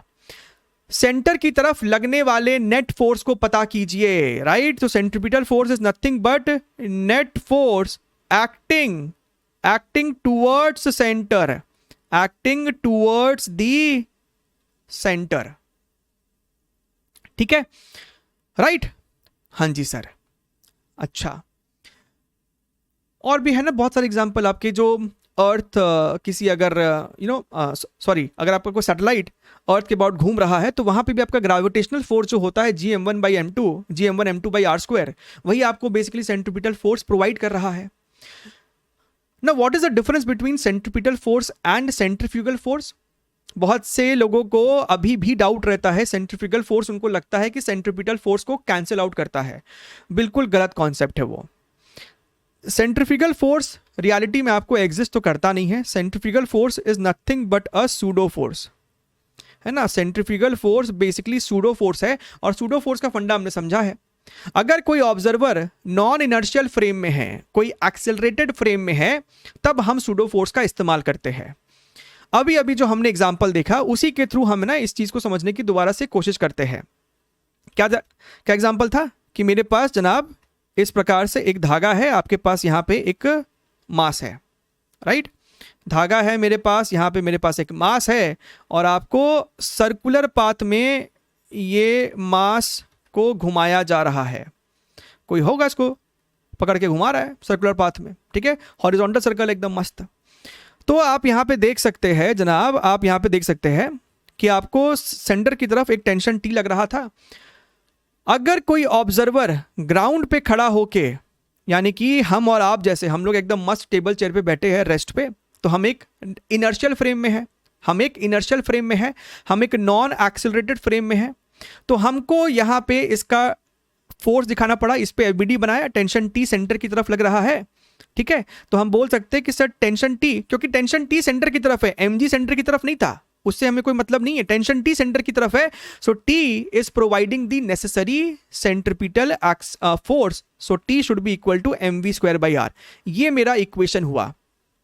लेकिन अगर मेरा ऑब्जर्वर रोटेटिंग फ्रेम में बैठा दे, दोबारा से हम सेम चित्र बनाते हैं, दोबारा से हम लोग यहां पे देखिएगा जनाब, सेम फोटो बनाएंगे, ये रहा इस प्रकार से, राइट। अगर मेरे ऑब्जर्वर को मैंने इसी पे बैठा दिया तो वो क्या बोलेगा? उस ऑब्जर्वर के लिए तो ये पार्टिकल रेस्ट पे आ गया ना, तो वो एक फोर्स तो दिखा देगा ऐसा, जो रियल फोर्स है टेंशन सेंटर की तरफ। वो एक और फोर्स लगाएगा, सूडो फोर्स। और सूडो फोर्स किधर लगता है भैया? एक्सेलरेशन फ्रेम का जो एक्सेलरेशन है उसके अपोजिट। वो जिस फ्रेम पे बैठा है उस पे एक्सेलरेशन सेंटर की तरफ लग रहा है, सेंट्रीपिटल एक्सेलरेशन, तो उसे फोर्स लगाना चाहिए जो कि सूडो फोर्स है बाहर की तरफ। और सूडो फोर्स होता है mass of the object multiplied by acceleration of the frame. इसी फोर्स को हम सेंट्रीफ्यूगल फोर्स कहते हैं। इसी को ही हम बेसिकली सेंट्रीफ्यूगल फोर्स कहते हैं। इसलिए आपने सीखा होगा बचपन से ही, 9th से ही, centrifugal force acts away from the centre. तो ये क्यों है सेंट्रीपिटल के अपोजिट क्यों है? बिकॉज ये सूडो फोर्स था, ठीक है। अब ये ऑब्जर्वर क्या बोलेगा कि भैया ये जो पार्टिकल है वो तो रेस्ट पे है, और अगर पार्टिकल रेस्ट पे है तो उस पे नेट फोर्स 0 होना चाहिए, यानी टेंशन जो होगा वो इस वाले फोर्स को कैंसिल आउट कर रहा है। और AC भैया आपको v²/r तो होता ही है। तो देखिए इक्वेशन दोनों से सेम आया, आंसर दोनों से टेंशन का सेम आएगा, लेकिन लिखने का और बोलने का लहजा अलग अलग है, राइट। सेंट्रीफ्यूगल वाले केस में ऑब्जर्वर को पार्टिकल रेस्ट पे दिख रहा था, और सेंट्रीपिटल वाले केस में पार्टिकल उसको एक्चुअली में मोशन करता हुआ दिखाई दे रहा है। सो this is very critical and very important concept, है ना। इस पे आपका बहुत डिपेंड करता है प्रॉब्लम सॉल्विंग, राइट। सेंट्रीपिटल में आप बहुत सारा है ना एग्जाम्पल ऐसे देख सकते हैं। सपोज कीजिए मेरे पास ये एक कर्व्ड पाथ है और ये सर्कुलर पाथ है बेसिकली, और ये आपका सेंटर है, ये आपका बेसिकली सेंटर है, ठीक बात है। सपोज कीजिए कि यहाँ पे मेरा एक पार्टिकल है, यहाँ पे मेरा एक पार्टिकल है, और ये पार्टिकल जो है वो आपको इस मोमेंट पे उसकी जो वेलोसिटी है वो इधर की तरफ v है। तो आपको ये बात तो दिख ही रहा है ना कि भैया ये पार्टिकल जो है वो सर्कुलर पाथ पे है। सर्कुलर पाथ पे है तो सेंट्रीपिटल फोर्स का फंडा लगना पड़ेगा। तो ऐसे बहुत से सवाल आप आगे जाके देखेंगे जहां पे आपको इस पे इक्वेशन बनाने पड़ते, फोर्स के इक्वेशन। तो एफबीडी बनाइए। इस पार्टिकल पे ये जो आपको कर्व्ड पाथ है वो नॉर्मल ऐसे लगा रहा होगा, और सर्कुलर पाथ पे नॉर्मल सेंटर से ही पास करता है। रे बाबा, तो ये तो नॉर्मल हो गया है। और अगर इसकी मास m है तो धरती माँ इसे अपनी तरफ खींच रही होगी mg से।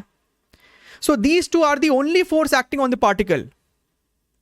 अगर ये एंगल थीटा है, अगर ये एंगल थीटा है, तो क्या आप इस बात को महसूस कर पा रहे हैं कि ये एंगल थीटा है तो ये एंगल भी थीटा होगा। कॉरस्पॉन्डिंग एंगल्स, ये वर्टिकल लाइन और ये वर्टिकल लाइन पैरेलल थी। हमें वही फोर्सेस में इंटरेस्ट है जो रेडियल डायरेक्शन में हो, जो रेडियल डायरेक्शन में हो। तो नॉर्मल तो पहले से रेडियल डायरेक्शन में था, mg का एक कंपोनेंट इधर की तरफ हमें चाहिए होगा, that is your mg cos theta. अब अगर हमसे कोई पूछेगा तो भैया सेंटर की तरफ नेट फोर्स लग रहा है n minus mg cos theta, n minus mg cos theta, and this is equal to your centripetal force mv square by R. So centre की तरफ लगने वाले नेट फोर्स को पता करो और उसे mv स्क्वायर बाई आर से इक्वेट कर दो, जहां पे भी उस मोमेंट का वेलोसिटी होना चाहिए। आई होप अब और बेटर क्लियर हुआ है, और बेटर समझ में आया है कि सेंट्रीपिटल फोर्स का इक्वेशन हमें कैसे लिखना चाहिए। ठीक है, अच्छा कुछ एग्जांपल्स देखते हैं, है ना, और आपको बेहतर महसूस हो, बेहतर फील हो। ये जो वैरायटी है बड़ा स्टैंडर्ड वैरायटी है, जेई मेंस में ना जाना, इसको कम से कम 4-5 बार पूछा जा चुका होगा। प्रश्न में क्या कहता है, आपके पास एक टेबल है, सरफेस है टेबल का, उसके ऊपर आपके पास ये एक स्प्रिंग ब्लॉक सिस्टम रखा है। स्प्रिंग का नेचुरल लेंथ हमसे कहता है कैपिटल L है, स्प्रिंग कांस्टेंट K है, एंड में एक मास M है। स्प्रिंग का जो दूसरा एंड है उसके अबाउट ये पूरा सिस्टम जो है वो सर्कुलर मोशन कर रहा है। हमसे पूछता है कि भैया बताइए स्प्रिंग का इलोंगेशन कितना हो गया होगा। अच्छा सर, देखते हैं। तो ये आपका स्प्रिंग विंग है, ये आपका मास M है, ठीक, और ये जो मेरा सिस्टम है वो सर्कुलर पाथ पे घूम रहा है। पार्टिकल जो है ये सर्कुलर ट्राजेक्टरी पे है, इस पॉइंट के अबाउट घूम रहा है। स्प्रिंग में ना देखिए खिंचाव तो आएगा, स्प्रिंग में आपको खिंचाव आएगा, क्योंकि हमको सेंटर की तरफ एक फोर्स तो होना चाहिए। अगर स्प्रिंग में कोई खिंचाव नहीं आएगा तो ये पार्टिकल पे तुम स्प्रिंग फोर्स kx कैसे दिखा पाओगे। अगर कोई इलोंगेशन ही नहीं होगा तो कोई सेंटर की तरफ फोर्स नहीं है, और अगर सेंटर की तरफ फोर्स नहीं है तो स्प्रिंग में ये पार्टिकल आपका सर्कुलर पाथ कर ही नहीं पाता। तो स्प्रिंग में कोई खिंचाव तो आया। हमने बोला मान लेते हैं कि भैया ठीक है, शुरुआत में इनिशियल लेंथ L था, लेकिन बाद में ये जो सर्कल का पाथ है उसका लेंथ, अब उसका रेडियस जो है वो L प्लस x है, यानी स्प्रिंग में इलोंगेशन x का आया है। ठीक है, स्प्रिंग में इलोंगेशन x का आया है। अच्छा, हमको एंगुलर वेलोसिटी भी दे रखा है, that is your omega, constant omega से घूम रहा है। अगर हम यहां पे पार्टिकल का एफबीडी बनाएंगे तो पार्टिकल पे सेंटर की तरफ ये एक हॉरिजॉन्टल टेबल पे रखा है, ठीक है, तो सेंटर की तरफ एकमात्र फोर्स जो लग रहा होगा spring constant into elongation kx लग रहा है। ठीक है, kx इस ब्लॉक को पुल कर रहा होगा ना, क्योंकि स्प्रिंग में इलोंगेशन है, खिंचाव था। अच्छा sir, this is the only force acting towards the centre and this must be equal to centripetal force. क्या तो mv स्क्वायर बाई आर लिखो या फिर m ओमेगा स्क्वायर आर लिखो। तो omega square into radius of circle, that is nothing but your L plus x. तो यहां से अगर हम इसको थोड़ा सा सिंप्लीफाई करने का प्रयास करें तो आपकी x की वैल्यू कितनी निकल के आती है, m omega square L divided by k minus your m omega square. So this is the elongation in the spring। ठीक है, ये देखिए, इसमें सवाल को ना ध्यान से देखिएगा, है ना, काफी अच्छा आपके सामने यहाँ पे एक और इलस्ट्रेशन है। कहता है कि आपके पास एक बाइक राइडर है जो सर्कुलर पाथ ट्रैवल करना चाहता है inside a vertical cylinder of radius 5 metre with a speed of 5√5 metres पर second. So it is kind of a मौत का कुआं टाइप्स, है ना। सो आपके पास है ना एक वर्टिकल सिलेंडर है, लेकिन दिक्कत की बात यह है कि भैया सिलेंडर जो है वो मस्त ऐसा वर्टिकल है, और इसका जो अंदर का इनर सरफेस है ना सर्कुलर पाथ में वो घूमना चाहता है। ये आपका बाइक का टायर वायर ऐसे बना दीजिए, ठीक है, इस प्रकार से है। अच्छा sir, I hope you are able to understand कि आपको सर्कुलर पाथ जो है वो इस प्रकार से है, और वो सर्कुलर पाथ में जो स्पीड मेंटेन करना चाहता है दैट इज 5√5। लेकिन भैया यहाँ पे ना दिक्कत की बात ये है, अगर आप इसके FBD को ध्यान से देखेंगे तो बाइक का आपको कुछ मास होगा तो धरती माँ उसे अपनी तरफ mg से खींच रही होगी। यहाँ पे आपको नॉर्मल लग रहा होगा which is the contact force, है ना, यहाँ पे आपको नॉर्मल लग रहा है n। ये जो mg है वो बेसिकली बाइक को नीचे लेके जाना चाहता है, लेकिन नीचे नहीं जाएगा बिकॉज अपवर्ड डायरेक्शन में फ्रिक्शन भी लग रहा होगा। हमसे वही पूछ रहा है, find mu minimum between tyres and the wall of the cylinder. अगर ऐसा हो सके तो यहाँ पे म्यू की वैल्यू कम से कम कितनी होनी चाहिए। तो अपवर्ड डायरेक्शन में आपको फ्रिक्शन लग रहा होगा, और ये फ्रिक्शन आपको स्टैटिक फ्रिक्शन है बिकॉज ये जो टायर है वो ऊपर और नीचे स्लिप नहीं कर रहा है। ठीक है सर, अच्छा। सर्कुलर पाथ आपका इस प्रकार से है। तो अगर तुम ध्यान से देखो तो यहाँ पे वर्टिकल डायरेक्शन में तो कोई मोशन नहीं हो रहा है, तो हम यहाँ पे कह सकते हैं कि भैया ये जो फ्रिक्शन है वो mg को बैलेंस कर रहा है। एंड ये जो आपका सर्कल है सेंटर की तरफ आपको यहाँ पे सिर्फ नॉर्मल लग रहा है, तो हम यहाँ पे कह सकते हैं कि normal is basically providing the necessary centripetal force mv²/r। ठीक है, अब यहाँ पे ना मेरी बात को ध्यान से समझना, ये जो फ्रिक्शन है, फ्रिक्शन स्टैटिक फ्रिक्शन है और ये मेरी रिक्वायर्ड फ्रिक्शन है। हम चाहते हैं कि फ्रिक्शन mg के बराबर तो कम से कम लगे। फ्रिक्शन की जो रिक्वायरमेंट है मेरे इस क्वेश्चन में वो mg के बराबर है। एंड कंडीशन क्या होना चाहिए, ये कंडीशन को बार बार लिखने की समझने की आदत डाल लीजिएगा। आपका जो रिक्वायर्ड फ्रिक्शन है वो हमेशा आपके मैक्सिमम अवेलेबल फ्रिक्शन से क्या तो छोटा या फिर उसके बराबर होना चाहिए। बात को समझिए, सपोज कीजिए कि आपका जो मैक्सिमम फ्रिक्शन अवेलेबल है वो 50 न्यूटन है और mg की वैल्यू मान लीजिए 60 है, यानी कि आपकी फ्रिक्शन की जो रिक्वायरमेंट है वो भी 60 के बराबर है। लेकिन क्या 60 न्यूटन फ्रिक्शन लग सकता है? नहीं, क्योंकि सर मैक्सिमम फ्रिक्शन ही 50 था। तो हम यहां पे कह नहीं सकते हैं कि भैया जो भी यहां पे आपकी रिक्वायरमेंट है ना वो हमेशा 50 के कम या 50 के बराबर हो सकती है, 50 से ज्यादा तो कर ही नहीं सकते। तो ये बात हमको समझ में आया कि मेरे पास एक इक्वेशन ऐसी बन जाती है, रिक्वायर्ड फ्रिक्शन इज mg और मैक्सिमम फ्रिक्शन जो हम लगवा सकते थे वहां पे वो म्यू इंटू नॉर्मल होता है, और नॉर्मल यहां पे जनाब mv²/r के बराबर है। m से m मेरा मर जाएगा, यानी mu should be more than equal to rg divided by your v²। Mu should be more than equal to radius आपका सर्कल का 5 हो जाएगा, ग्रेविटी आपकी 10 है, वेलोसिटी का स्क्वायर करेंगे तो ये आपको 75 हो जाएगा। यहाँ पे ध्यान से देखेंगे दिस इज योर 15, ये आपको कितना सॉरी हाँ ठीक है 5.2 एंड 5.3 नहीं, कुछ तो गड़बड़ कर दिया क्या हमने। रेडियस मेरा 5 मीटर है, ग्रेविटी मेरी 10 है और वेलोसिटी का स्क्वायर किया तो ओके सॉरी 125, 75 नहीं होगा, ये आपको हो जाएगा 25 × 5। तो ये दोनों आपको कट जाएगा और ये आपको आ रहा है mu should be more than equal to 0.4। अब तुम खुद बताओ, हमको कंडीशन आ गया है कि म्यू की वैल्यू क्या तो 0.4 हो या फिर उससे ज़्यादा होनी चाहिए, यानी मिनिमम कितनी हो गई है 0.4, कम से कम 0.4 तो हो। तो यही मेरे सवाल का जवाब हो जाता है। क्लियर एकदम, ठीक है। अच्छा, और देखिए आपके ये आपको बड़ा ही एक स्टैंडर्ड फॉर्मेट है कोनिकल पेंडुलम का। कोनिकल पेंडुलम में भी आपका जो बॉब होता है वो हॉरिजॉन्टल सर्कुलर मोशन कर रहा होता है। सवाल के लैंग्वेज से घबराइएगा मत, सवाल में आपको कहानी गढ़ी हुई है कि आपके पास एक पेंडुलम बॉब है जिसका मास 200 ग्राम है और स्ट्रिंग का लेंथ 130 सेंटीमीटर है, hanging from a ceiling. It is taken aside to a position where string is kept taut and it is at a horizontal distance of 50 centimeter from the vertical line passing through point of suspension। अच्छा जनाब, तो आपके पास basically इस प्रकार से एक pendulum था। आपने पेंडुलम को ना थोड़ा सा है ना असाइड ले गए, आप पेंडुलम को थोड़ा सा असाइड ले गए हैं सच दैट दिस यहां पे आपका वो बॉब है ना, such that this horizontal distance is given to you what 50 centimeter from the vertical line passing through point of suspension। तो हमें ये 50 सेंटीमीटर दिया है।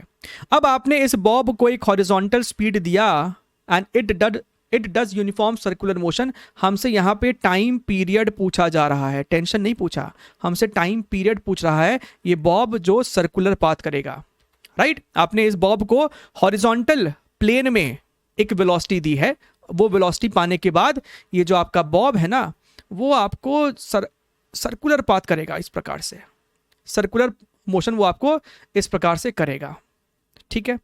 हमसे पूछ रहा है कि भैया एक चक्कर काटने में उसे कितना समय लगेगा, राइट। इसे हम कोनिकल पेंडुलम का भी नाम देते हैं, क्योंकि अगर हम इसको ध्यान से देखें, इसका जो आपका धागा जो है ना, धागा जिस शेप में घूम रहा होगा वो बेसिकली एक कोन का होगा। अच्छा सर,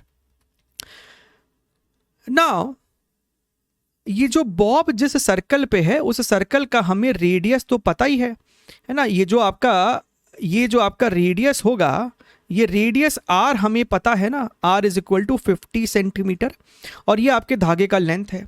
अगर धागे का लेंथ तुम ध्यान से देखो 130 सेंटीमीटर है, रेडियस आपको 50 है, तो क्या आप ये वाली चीज नहीं पता कर सकते, राइट एंगल ट्राइंगल 130 50, तो ये आपको ट्रिपलेट 120 सेंटीमीटर होता है। अच्छा सर, इस बॉब का अगर हम FBD बनाए तो टेंशन T दिखाएंगे, धरती माँ का mg दिखाएंगे, धरती माँ का mg दिखाएंगे, और ये टेंशन T दिखाएंगे। आप चाहो तो यहां पे सेंट्रीफ्यूगल फोर्स या सेंट्रीपिटल दोनों के तरीके से कर सकते हो, है ना। अगर तुम ध्यान से देखो, let us do with centripetal only, यहां पे सेंट्रीफ्यूगल का बहुत ऐसा कुछ रोल नहीं दिख रहा है। अगर ये एंगल थीटा है मेरा, है ना, तो यहां पे टेंशन का 2 कंपोनेंट ले लो, अपवर्ड डायरेक्शन में टी कॉस थीटा, और इधर की तरफ आपको आ रहा है T sine theta. Vertical direction में ये बॉब मूव कर नहीं रहा है, तो हम कह सकते हैं कि sir T cos theta is equal to mg, and centre की तरफ एक लौता फोर्स टी साइन थीटा है, तो हम यहां पे कह सकते हैं कि sir T sine theta is providing that necessary centripetal force, and that centripetal force is m omega square into radius, m omega square r, है ना। कोई तो इसका एंगुलर वेलोसिटी होगा, कोई तो इसका एंगुलर वेलोसिटी होगा जिस ओमेगा से ये चक्कर काट रहा है।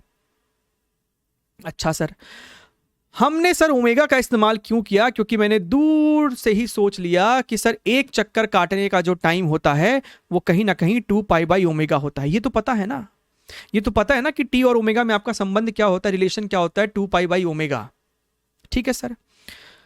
अच्छा, ये टी और ये टी अलग अलग है, ये आपको टेंशन है और ये आपका वो टाइम पीरियड है ना, डोंट गेट कंफ्यूज। तो अगर हम इन दोनों इक्वेशन को आपस में डिवाइड कर दे तो ये आपको cot theta is equal to G divided by M omega square R आ जाता है। अगर हम यहाँ से ओमेगा को ध्यान से देखेंगे तो वो आपको जी अपॉन आर कॉट थीटा, यानी कि ऊपर में टैन थीटा भेज सकते थे और ये आपको अंडर रूट डाल सकते थे हम, यानी कि सर टी जो हो जाएगा that is equal to 2 pi under root of 2 pi by omega ना, तो इस ओमेगा को पलटी मारेंगे तो r by G tan theta. So हमें बस यहाँ पे ना डेटा को सब्स्टिट्यूट करना है, ठीक है। इसको एक काम करो, टी प्राइम बोल दो, ये सब टी प्राइम है, तो डेटा को सब्स्टिट्यूट करना है। देखिएगा, ये तो मेरे पास ठीक है 2 पाई तो था, उसमें कोई दिक्कत नहीं है। रेडियस मेरे पास 50 था, यानी कि हम उसे 0.5 लिख सकते थे। ग्रेविटी 10 है, and what is tan theta, tan theta is perpendicular upon base, तो रेशियो है, तो 50 बाई 120 का मतलब है 5 और ऊपर में 12 आ जाता। सो ये कितना हो जाएगा 2 पाई। लुक हियर केयरफुली, ये डेसिमल को हटाया तो नीचे 10, ये 5 से 5 खत्म, तो आपको 10 जो है वो तो बाहर निकलेगा, और ऊपर में रूट 12 है, यानी कि 2 बाहर निकाल सकते थे और अंदर में 3 बचता। सो इस सवाल का जो सही जवाब आ जाता है वो आपको आता है 2 pi by 5 under root of your 3। ठीक है, मुद्दे की बात है कि आपको समझ में आना चाहिए कि हमने यहां पे अगेन आपको सेंट्रीपिटल फोर्स का फंडा लगाया है, ठीक है। ओके, और देखते हैं और क्या हमारे पास इलस्ट्रेशन है। देखिए एक और है ना, अभी अभी जो किया उसी का थोड़ा सा एक्सटेंडेड वर्जन आप इसको बोल सकते हैं। आपके पास यहाँ पे 2 धागा है, एक ऐसा और एक ऐसा, और ये आपका वो बॉब है, और बॉब ऐसा सर्कुलर पाथ में घूम रहा है। ओमेगा हमको दे रखा है, ये जो ए बी हाइट है वो हमें दे रखी है h, ये डॉटेड लाइन ये बेसिकली आपका एक्सेस है। और ये आपका हॉरिजॉन्टल सर्कल है जिसपे ये बॉब घूम रहा है। हमसे T1/T2 पूछ रहा है। T1 ऊपर वाले धागे में टेंशन, T2 नीचे वाले धागे में टेंशन, और ये डाउनवर्ड डायरेक्शन में आपको ग्रेविटी भी है। ठीक है सर, कुछ नहीं, आपको यहाँ पे बॉब की FBD बनानी पड़ेगी। Tension T1 away from the body, tension T2 away from the body. धरती माँ का भी तो होगा mg नीचे की तरफ। हाँ जी सर, तो अगर हम ध्यान से देखें, पहले FBD बनाया करो एंड सारे फोर्सेस को ब्रेक करना है। फोर्सेस पता करो सेंटर की तरफ कौन कौन है और उसके परपेंडिकुलर कौन कौन है, ये आपको बेसिक नियम है। तो अगर तुम यहां पे ध्यान से देखोगे तो भैया let us make an axis like this also, ऐसा करके ये एंगल थीटा है यानी कि ये एंगल थीटा है, नीचे वाला भी थीटा है यानी ये एंगल भी थीटा था। तो टेंशन T1 का ऊपर की तरफ एक कंपोनेंट आ जाएगा ना, that is your T1 cos theta, और सेंटर की तरफ आपको कंपोनेंट आ जाएगा, सेंटर की तरफ भी आपको कंपोनेंट आ जाएगा, that is your T1 sine of theta. Similarly T2 का आपको डाउनवर्ड डायरेक्शन में एक कंपोनेंट आ जाएगा जो mg में हमें ऐड करना पड़ेगा, T2 cos थीटा, और T2 का इधर की तरफ भी एक कंपोनेंट आ जाएगा, that is your T2 sine of theta. ठीक है, एक बार आपने जब कंपोनेंट ले लिया है तो अब इस T1 को दिखाने का कोई मतलब है नहीं। अब इस T1 को आप चाहो तो यहां से छुपा दो, हटा दो इसको। ठीक है, just to have much more clarity over here. Now if you look here carefully, vertical direction में आपका बॉब नहीं मूव कर रहा, यानी कि T1 cos थीटा इन दोनों फोर्सेस के बराबर होगा। तो हम कह सकते थे T1 cos theta is equal to mg plus T2 cos theta. T2 cos theta को लेफ्ट साइड ले आओ तो minus T2 cos theta equals to mg, यानी कि आपका जो T1 माइनस T2 है वो आपको mg बाई cos थीटा है। एक इक्वेशन, ये इक्वेशन सीखना ज्यादा इंपॉर्टेंट है, उसके बाद तो मैथमेटिकल मैनिपुलेशन है। और सेंटर की तरफ आपको यही दो फोर्सेस लग रहे हैं, तो हम कह सकते हैं कि भैया T2 और रादर साइन थीटा कॉमन खींच लो तो T1 plus T2 this is the centripetal force, यानी कि m ओमेगा स्क्वायर r, जहां पे r जो होगा ये मेरा रेडियस हो जाएगा, m ओमेगा स्क्वायर r। ठीक है, इक्वेशन नंबर 2। साइन थीटा को एक काम करो, राइट साइड भी ले आओ, तो यहां से इसको हटाया, साइन थीटा को मैंने यहां चिपकाया, और ये इक्वेशन नंबर 2। तो ये हो गया मेरा मैथमेटिकल मैनिपुलेशन। अब हमें T1/T2 का रेशियो चाहिए। इक्वेशन नंबर 2 और 1 को आपस में डिवाइड करो, देखो अभी कितना मजा आएगा आपको। तो T1 plus T2 upon T1 minus T2 is equal to, इसको और इसको डिवाइड किया तो इसको और इसको भी डिवाइड करो, m तो आपका मर जाएगा, omega square r by sine theta divided by gravity upon cos of theta. So यहां से मुझे दिख रहा है कि omega square r by G, और नीचे में मेरे पास tan थीटा भी बन जाएगा। अब अगर तुम यहां पे ओमेगा की वैल्यू सब्स्टिट्यूट करो तो ये इतना है, ओमेगा स्क्वायर था तो ये हो जाएगा 4 into 2g/h multiplied by radius, है ना, ये आपका बेसिकली r है, ये आपका ये वाला r है। तो एक काम करो, r की जगह फिलहाल r रखो, ये आपको g हो गया है। सर tan थीटा कितना होगा? tan theta is equal to perpendicular, जो कि आपको अभी आपके लिए r ही है, tan theta is perpendicular upon base. Total जो है वो h है, टोटल जो है आपका जनाब वो h है।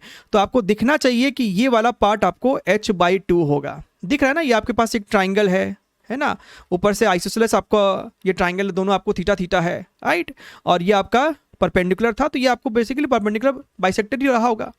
तो ये आपको बेसिकली ऊपर वाला हिस्सा h/2 है, तो ये आपने h/2 जब लिखे होंगे आपने, right, so basically let us write it over here, tan theta is equal to r upon h/2। तो ये आपको tan थीटा था, यानी कि 2r नीचे है और h आपका ऊपर चला गया है। Now if you see carefully, 2gr h मर गया, आपके पास सिर्फ 4 बचता है। So what you have is T1 plus T2 upon T1 minus T2 is equal to 4। अगर आप कॉम्पोनेंडो डिविडेंडो लगा दे, कॉम्पोनेंडो डिविडेंडो क्या कहता है, दैट इज योर, क्या कहता है कि अगर आपके पास a by b is equal to c by d है तो a plus b upon a minus b is equal to c plus d upon c minus d. तो वही काम कीजिए, t1 plus T two plus T one minus T two upon t1 plus T two minus t1 plus T two. This should be equal to, अगर तुम ध्यान से देखो तो यहाँ पे 4 के नीचे 1 है तो 4 प्लस 1 अपॉन 4 माइनस 1। यहाँ पे आपको निकल के आ रहा है 2t1 by 2t2 is equal to 5/3, यानी कि सर t1 बाई t2 का जो रेशियो है वो सर हमें 5/3 निकल के आ रहा है, राइट। तो ये तो आपके लिए कंप्लीट डिस्कशन हो गया है। बेसिकली इक्वेशंस है, फिजिक्स है, यानी कि आपको इक्वेशन बनानी आनी चाहिए, आपको समझ में आना चाहिए कि इक्वेशन को कैसे फॉर्मुलेट किया जा रहा है, बनाया जा रहा है। यहां पे देखिए एक और इलस्ट्रेशन, आपके पास वर्टिकल प्लेन है, आपके पास एक बड़ा सा एक सर्कुलर रिंग है और यहां पे आपके पास एक छोटा सा बीड है, एक रिंग आप इसको कह सकते हैं। पहले ये जो बीड था ना वो आपको सपोज कीजिए बॉटम पे था, आपने इस बड़े वाले रिंग को डायमीटर के अबाउट ओमेगा से घुमाना शुरू किया, राइट। होता क्या है फिर आपको, और कहीं पे कोई फ्रिक्शन नहीं है, होता क्या है ये आपको जो बीड है आप ओमेगा को बढ़ाते जाएंगे, ये बीड आपको ऊपर चढ़ता जाएगा। एक पर्टिकुलर ओमेगा के लिए हमने देखा कि ये बीड यहीं पे है और ये एंगल थीटा है। हमसे पूछता है कि ये एंगल थीटा क्या होगा in terms of other parameters. आपको डाउनवर्ड डायरेक्शन में ग्रेविटी भी लग रहा है, ठीक है सर। अच्छा, if you are able to see, जब आपको ओमेगा से ये घूम रहा होगा तो ये बीड जो है विथ रेस्पेक्ट टू रिंग, ये बीड यहीं पे है, ये बीड ना तो ऊपर जा रहा है ना तो नीचे अब स्लिप कर रहा है, ठीक है। लेकिन अगर ये रिंग, ये बड़ा वाला रिंग इसके अबाउट अगर घूम रहा होगा तो ये बीड भी जो है आपको इस वाले सर्कल के अबाउट घूम रहा होगा। तो बेसिकली बीड तो हॉरिजॉन्टल सर्कुलर पाथ पे ही है, इस प्रकार के सर्कुलर पाथ पे आपको बीड जो है वो भी घूम रहा है। तो हमको वहीं से ही दिमाग में आना शुरू हो गया कि भैया यानी कि जो सेंटर होगा उस सर्कल का, ये जो सर्कल का सेंटर है वो तो यहीं पे लाई करेगा, यानी ये जो टर्म है ना ये जो होगा ये बेसिकली रेडियस है उस सेंटर का, सर्कल का, ठीक है। अगर हम इस बीड की FBD बनाएं तो ये जो बड़ा वाला रिंग है ना वो इस बीड पे नॉर्मल ऐसे लगा रहा होगा, है ना, कॉन्टैक्ट है यहाँ पे, इस बीड पे नॉर्मल ऐसे लगा रहा होगा। बात समझ में आ रहा है? आपका ये जो आपका छोटा वाला ऐसा है ना, और ये आपका बड़ा वाला ऐसे रिंग है, राइट। तो अगर तुम ध्यान से देखोगे तो ये जो ग्रीन वाला है ना वो इस वाइट वाले को ऐसे पुश कर रहा है, तो वाइट वाला जो है वो ग्रीन वाले को ऐसे पुश कर रहा होगा। तो इसी एरो को मैंने यहां पे करके दिखाया है इस प्रकार से। तो ये आपको बेसिकली नॉर्मल हो गया है और डाउनवर्ड डायरेक्शन में मेरे पास धरती माँ का mg भी है। यहाँ पे डॉटेड लाइन बनाया हमने, ये एंगल मेरा थीटा है। वही आपका प्रोसेस, सारे फोर्सेस को क्या तो सेंटर की तरफ या उसके परपेंडिकुलर ब्रेक करना पड़ेगा। तो नॉर्मल को ही ब्रेक किया है, सेंटर की तरफ n साइन थीटा है और अपवर्ड डायरेक्शन में n कॉस थीटा है। वर्टिकल डायरेक्शन में आपका ये जो बीड है वो मूव कर नहीं रहा है, तो हम कह सकते हैं कि sir n cos theta is equal to mg, लेकिन जो आपका सेंटर की तरफ फोर्स लग रहा है n sine theta, that is equal to your necessary centripetal force which is your m omega square radius। अब अगर तुम ध्यान से देखोगे तो आपका रेडियस कितना है, ये आपका कैपिटल R था, ये एंगल थीटा है, तो क्या ये R आपको कैपिटल R साइन थीटा नहीं दिख रहा? दिखना चाहिए।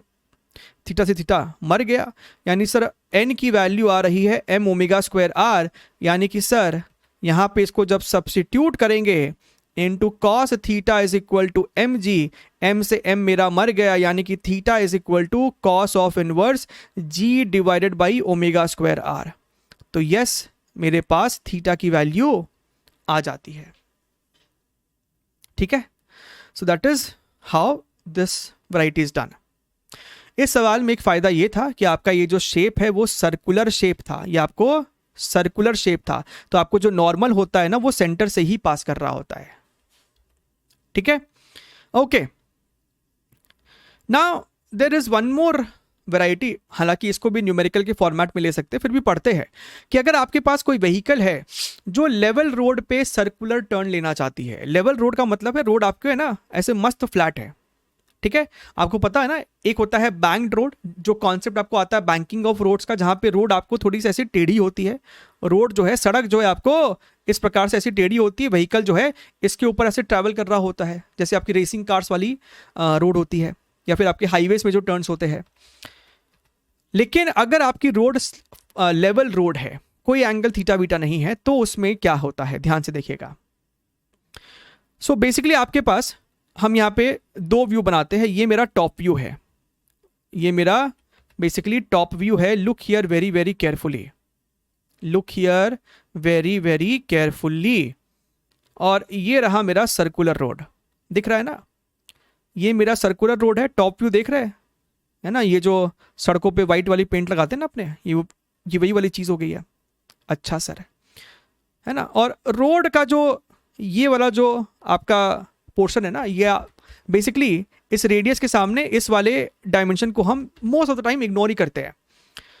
अब आपके पास व्हीकल है, आप ऊपर से देख रहे हो तो व्हीकल आपको मस्त ऐसा दिख रहा है, व्हीकल का जो स्पीड है वो आपको सर्कुलर पाथ पे ऐसा v मान लेते हैं।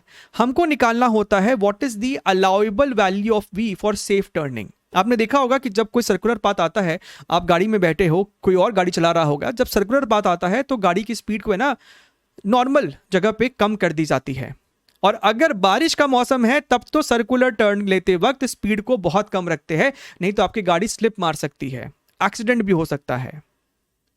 तो हमें यही जानना है कि हम मैक्सिमम गाड़ी की स्पीड कितनी लेके जा सकते हैं ताकि हम बड़े आराम से शांति के साथ सेफली हम सर्कुलर पाथ घुमा पाए। तो अगर आपकी गाड़ी की स्पीड v होती है तो आपको पता है कि सेंटर की तरफ एक फोर्स आपको चाहिए, सेंट्रिपिटल फोर्स। अब मुद्दा ये उठता है कि सेंटर की तरफ कौन जिम्मेदारी लेगा फोर्स लगने की। तो एक काम कीजिए, और ये आपका सेंटर है, ये आपका सेंटर है, ठीक है। एक और डायग्राम बनाइए ताकि आपको और बेटर समझ में आए। एक और डायग्राम यहां पे बनाते हैं for your better understanding. Look here very very carefully. ये आपका गाड़ी है ना, ये आपका बेसिकली गाड़ी है इस प्रकार से, ठीक है। और गाड़ी भैया जो है वो आपको सर्कुलर पाथ पे ऐसे घूम रहा था। सो बेसिकली ये वाला व्यू टॉप व्यू है, और ये वाला जो है बेसिकली आप सामने से देख रहे हैं, राइट।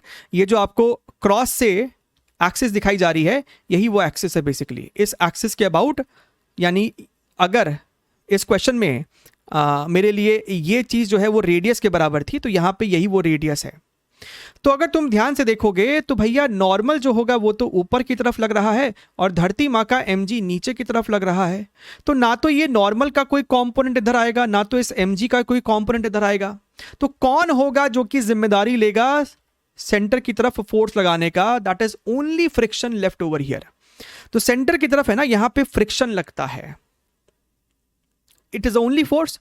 तो हम क्या बोलेंगे कि भैया अगर सर्कुलर पाथ में रहना है इस वेलोसिटी के साथ, तो फ्रिक्शन को mv²/r के बराबर होना चाहिए, mv²/r के बराबर होना चाहिए। अब आप यहां पे देखिए, आप जब गाड़ी चला रहे हैं, अगर आपने अपनी गाड़ी की स्पीड को बढ़ाई तो जो फ्रिक्शन यहां पे लगना चाहिए वो भी बढ़ जाएगा। आपने वेलोसिटी को और बढ़ाया तो फ्रिक्शन को और बढ़ना पड़ेगा, आपने वेलोसिटी और बढ़ाई तो फ्रिक्शन को और बढ़ना पड़ेगा। लेकिन फ्रिक्शन कहां तक बढ़ पाएगा? Maximum value of static friction. अपने गाड़ी को स्किड नहीं कराना, स्किड किया मतलब काइनेटिक फ्रिक्शन, तो अपने को तो maximum value of static friction यानी कि म्यू इनटू नॉर्मल तक ही जाना है। हाँ सर, तो हमको एक बात समझ में आई कि सर अगर हमें सेफ टर्न करना है, सर अगर हमें सेफ टर्न करना है तो हमारी जो ये फ्रिक्शन की रिक्वायरमेंट है ना, हमारी जो फ्रिक्शन की रिक्वायरमेंट है वो फ्रिक्शन के मैक्सिमम अवेलेबिलिटी से कम या ज्यादा से ज्यादा उसके बराबर होनी चाहिए।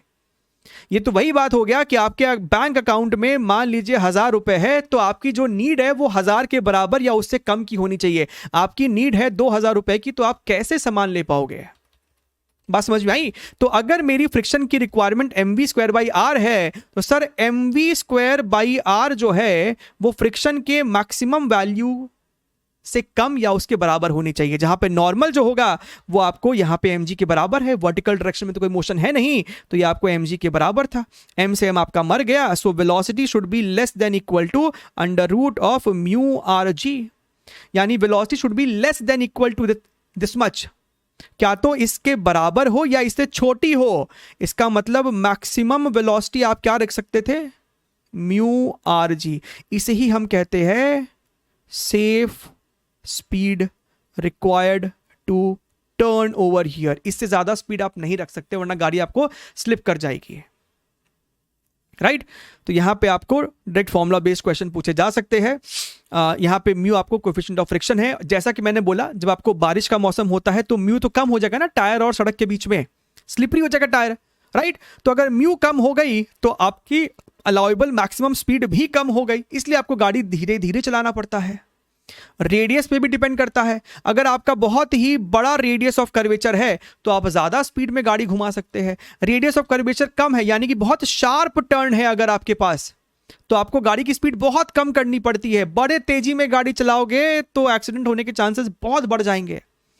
तो यहां पे आप देख सकते हैं किस प्रकार से आपको ये डिपेंड करता है। ये आपको लेवल रोड की कहानी है, लेवल रोड की कहानी है। एग्जाम्पल के तौर पे आपके सामने यहां पे बड़ा ही सिंपल सा एक इलस्ट्रेशन है, इजिली आपको ये एग्जाम में आने लायक है। When road of a circular road is dry, the maximum permissible speed for safe turn is 10 metres पर सेकेंड। लेवल रोड की कहानी है ये। तो हमारे को जो v का फॉर्मूला होता है that is nothing but your mu are g. If the road were wet, friction of coefficient reduces to half of initial. अब न्यू वेलोसिटी कितनी है अलाउएबल, सिंपल है। आपको यहां पे देखिए सर्कल का पाथ का जो रेडियस है उसके बारे में कुछ जिक्र नहीं है, यानी कि वो सेम रहा होगा। ग्रेविटी आपको सेम है, यानी velocity is proportional to mu. यानी कि हम कह सकते हैं कि sir v2 by v1 is equal to under root of μ2 by μ1। v2 यानी कि फाइनल स्पीड हमें निकालनी है। शुरुआत में आपको स्पीड 10 के बराबर थी, जो आपका फाइनल म्यू है वो इनिशियल म्यू का आधा है, यानी कि दिस इज नथिंग बट 1/√2। तो यहां से देखिए आपको v2 आ जाता है 5√2 मीटर्स पर सेकेंड, ठीक है। तो ये कहानी थी आपको भैया लेवल रोड वाले की, है ना। इसके बाद जो आपको कहानी आती है वो आती है circular turn on a banked road. क्या होता है कि जो आपको लेवल रोड है ना, उस पे आप एक लिमिट तक की गाड़ी की स्पीड को बढ़ा सकते हैं, लेकिन अगर कोई हाईवे होती जहां पे आपकी गाड़ी की स्पीड ज्यादा चलाना पड़ता है ना, वहां का तो नियम ये कि आपको गाड़ी एक पर्टिकुलर स्पीड पे चलानी पड़ती है या उससे ऊपर आप वहां पे गाड़ी धीरे नहीं चला सकते हाईवेज पे। तो इसलिए हाईवे के जो टर्निंग्स होते हैं उसको हल्का सा टेढ़ा कर दिया जाता है, और जो आपके रेसिंग ट्रैक्स होते हैं वो तो आपको बहुत अच्छे से दिखता है कि वो काफी आपको इंक्लाइंड है। तो वैसे केसेस में आपकी मैक्सिमम अलाउएबल स्पीड क्या हो सकती है, मिनिमम अलाउएबल स्पीड क्या हो सकती है, वो अब हम यहाँ पे देखने वाले हैं। तो ध्यान से उसको यहाँ पे फॉलो कीजिएगा, सुनिएगा, समझिएगा, ध्यान से चीज़ों को सुनिएगा, बहुत इंटरेस्टिंग रहेगा और आपको डेफिनेटली समझ में आएगा। ये आपका कार है और ये आप देख सकते हैं रोड जो है किस तरीके से इंक्लाइंड है। तो अगर हम लोग यहाँ पे इसका स्लोप दिखाना चाहे तो इस तरीके से हम लोगों ने इसको बना डाला, and let us say that this angle is theta, ठीक है।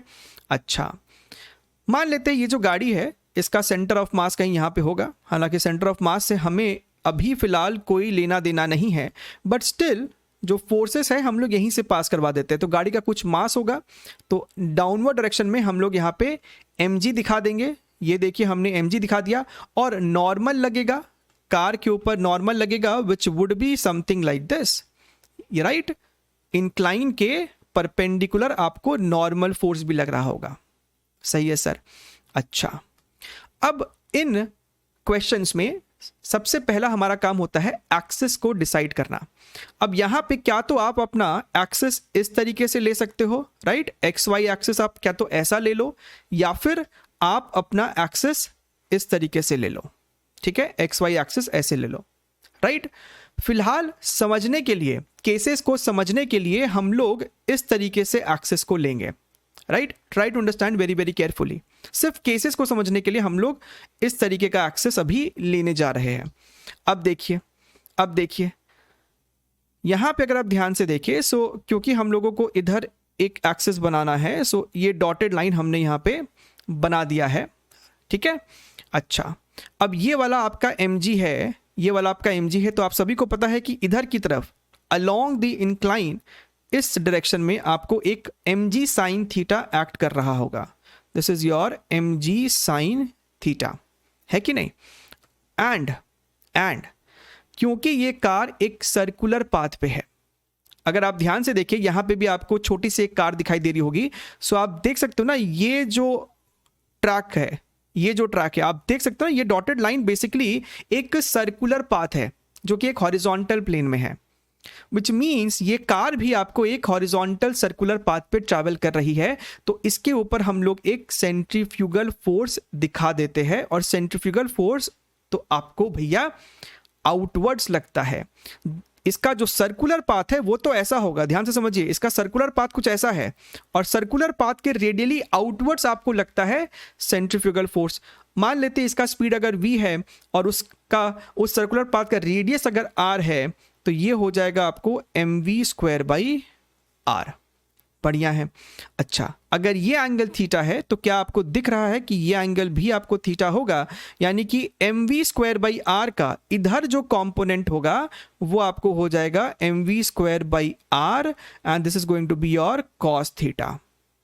ठीक है, mg का इधर भी एक कंपोनेंट आएगा और mv²/r का भी इधर एक कंपोनेंट आएगा. उस कंपोनेंट को अभी फिलहाल लिखने में कोई हमें दिलचस्पी नहीं है, वो दोनों कंपोनेंट को ऐड करोगे तो आपको नॉर्मल मिल जाता है, लेकिन हमें अभी उसमें इंटरेस्ट नहीं है. हमारा तो इंटरेस्ट है अलोंग द इंक्लाइन वाले फोर्सेस का. यही दोनों फोर्सेस फिलहाल अभी हमने दिखाया है, mg sin theta and mv²/r cos theta. Now try to understand the case here.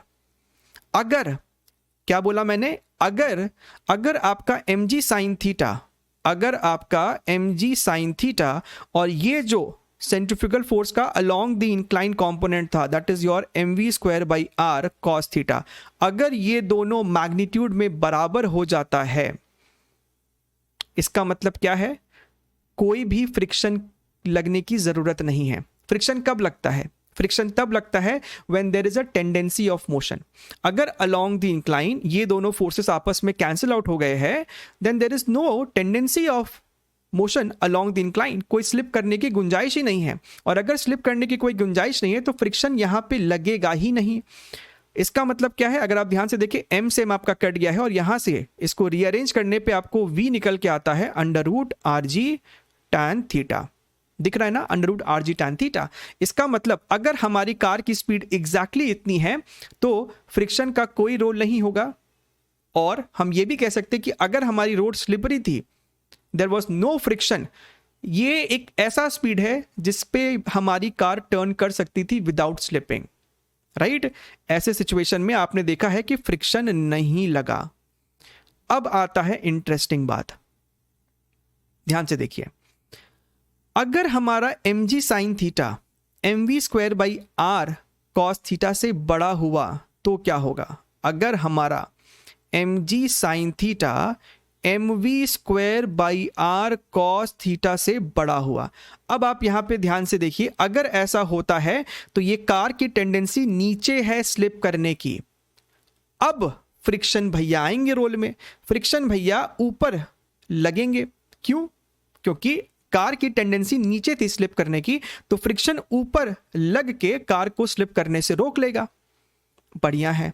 अब आप ध्यान से देखिए, अगर आपकी v और कम हो गई, अगर आपने अपनी वेलोसिटी को और कम किया तो फ्रिक्शन को बढ़ना पड़ेगा. आप समझ रहे?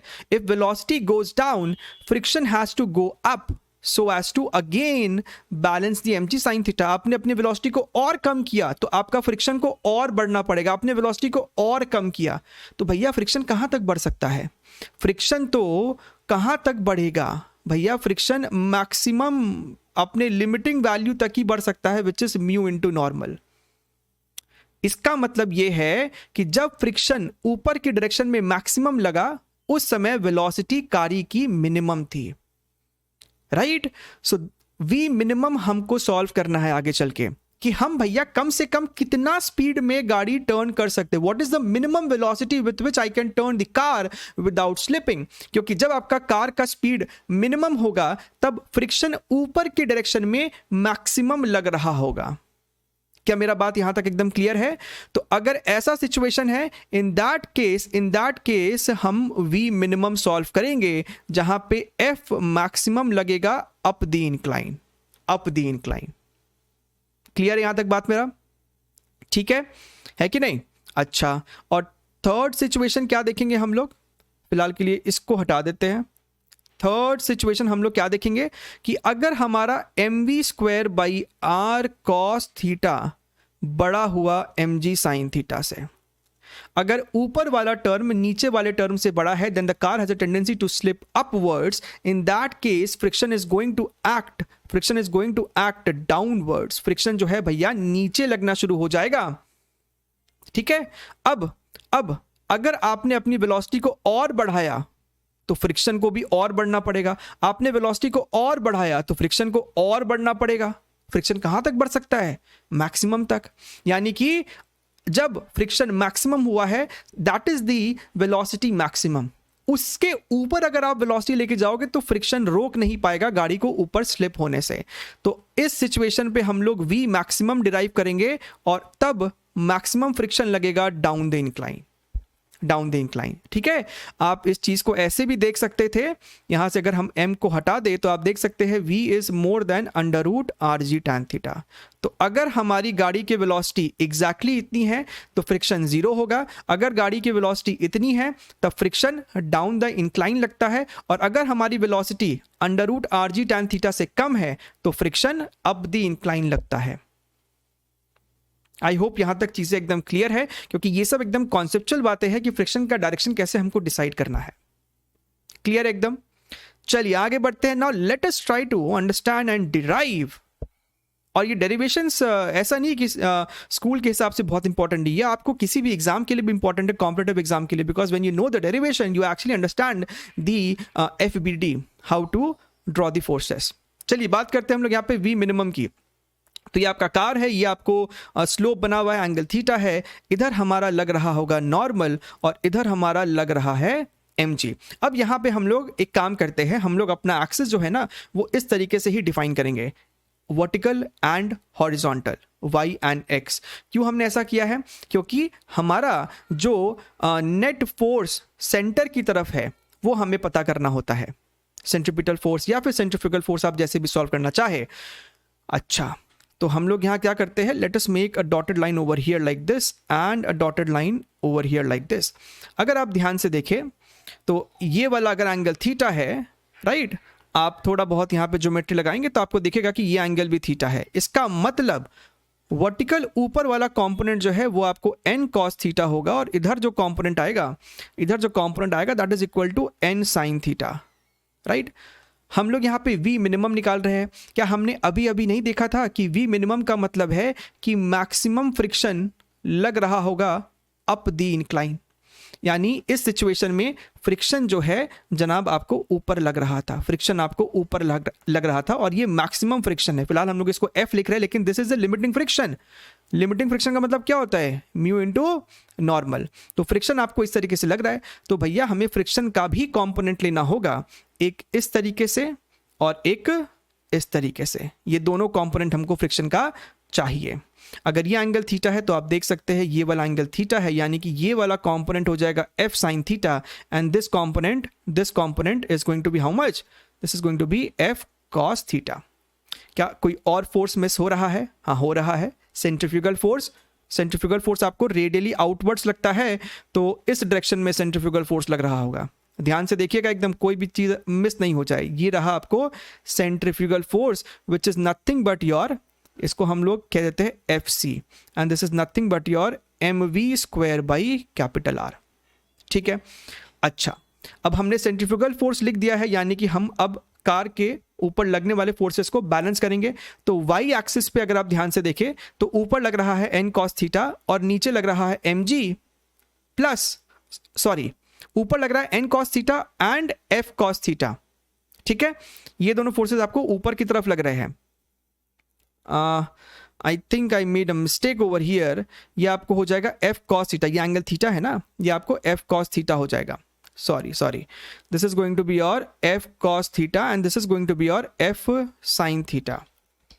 एफ साइन थीटा बढ़िया है. तो ऊपर आपको लग रहा है n cos theta, f sine theta, और नीचे आपको लग रहा है m g. And x axis पे अगर आप देखिए तो एन साइन थीटा इधर लग रहा है, इधर आपको लग रहा है सेंट्रीफ्यूगल फोर्स और एक एफ कॉस थीटा.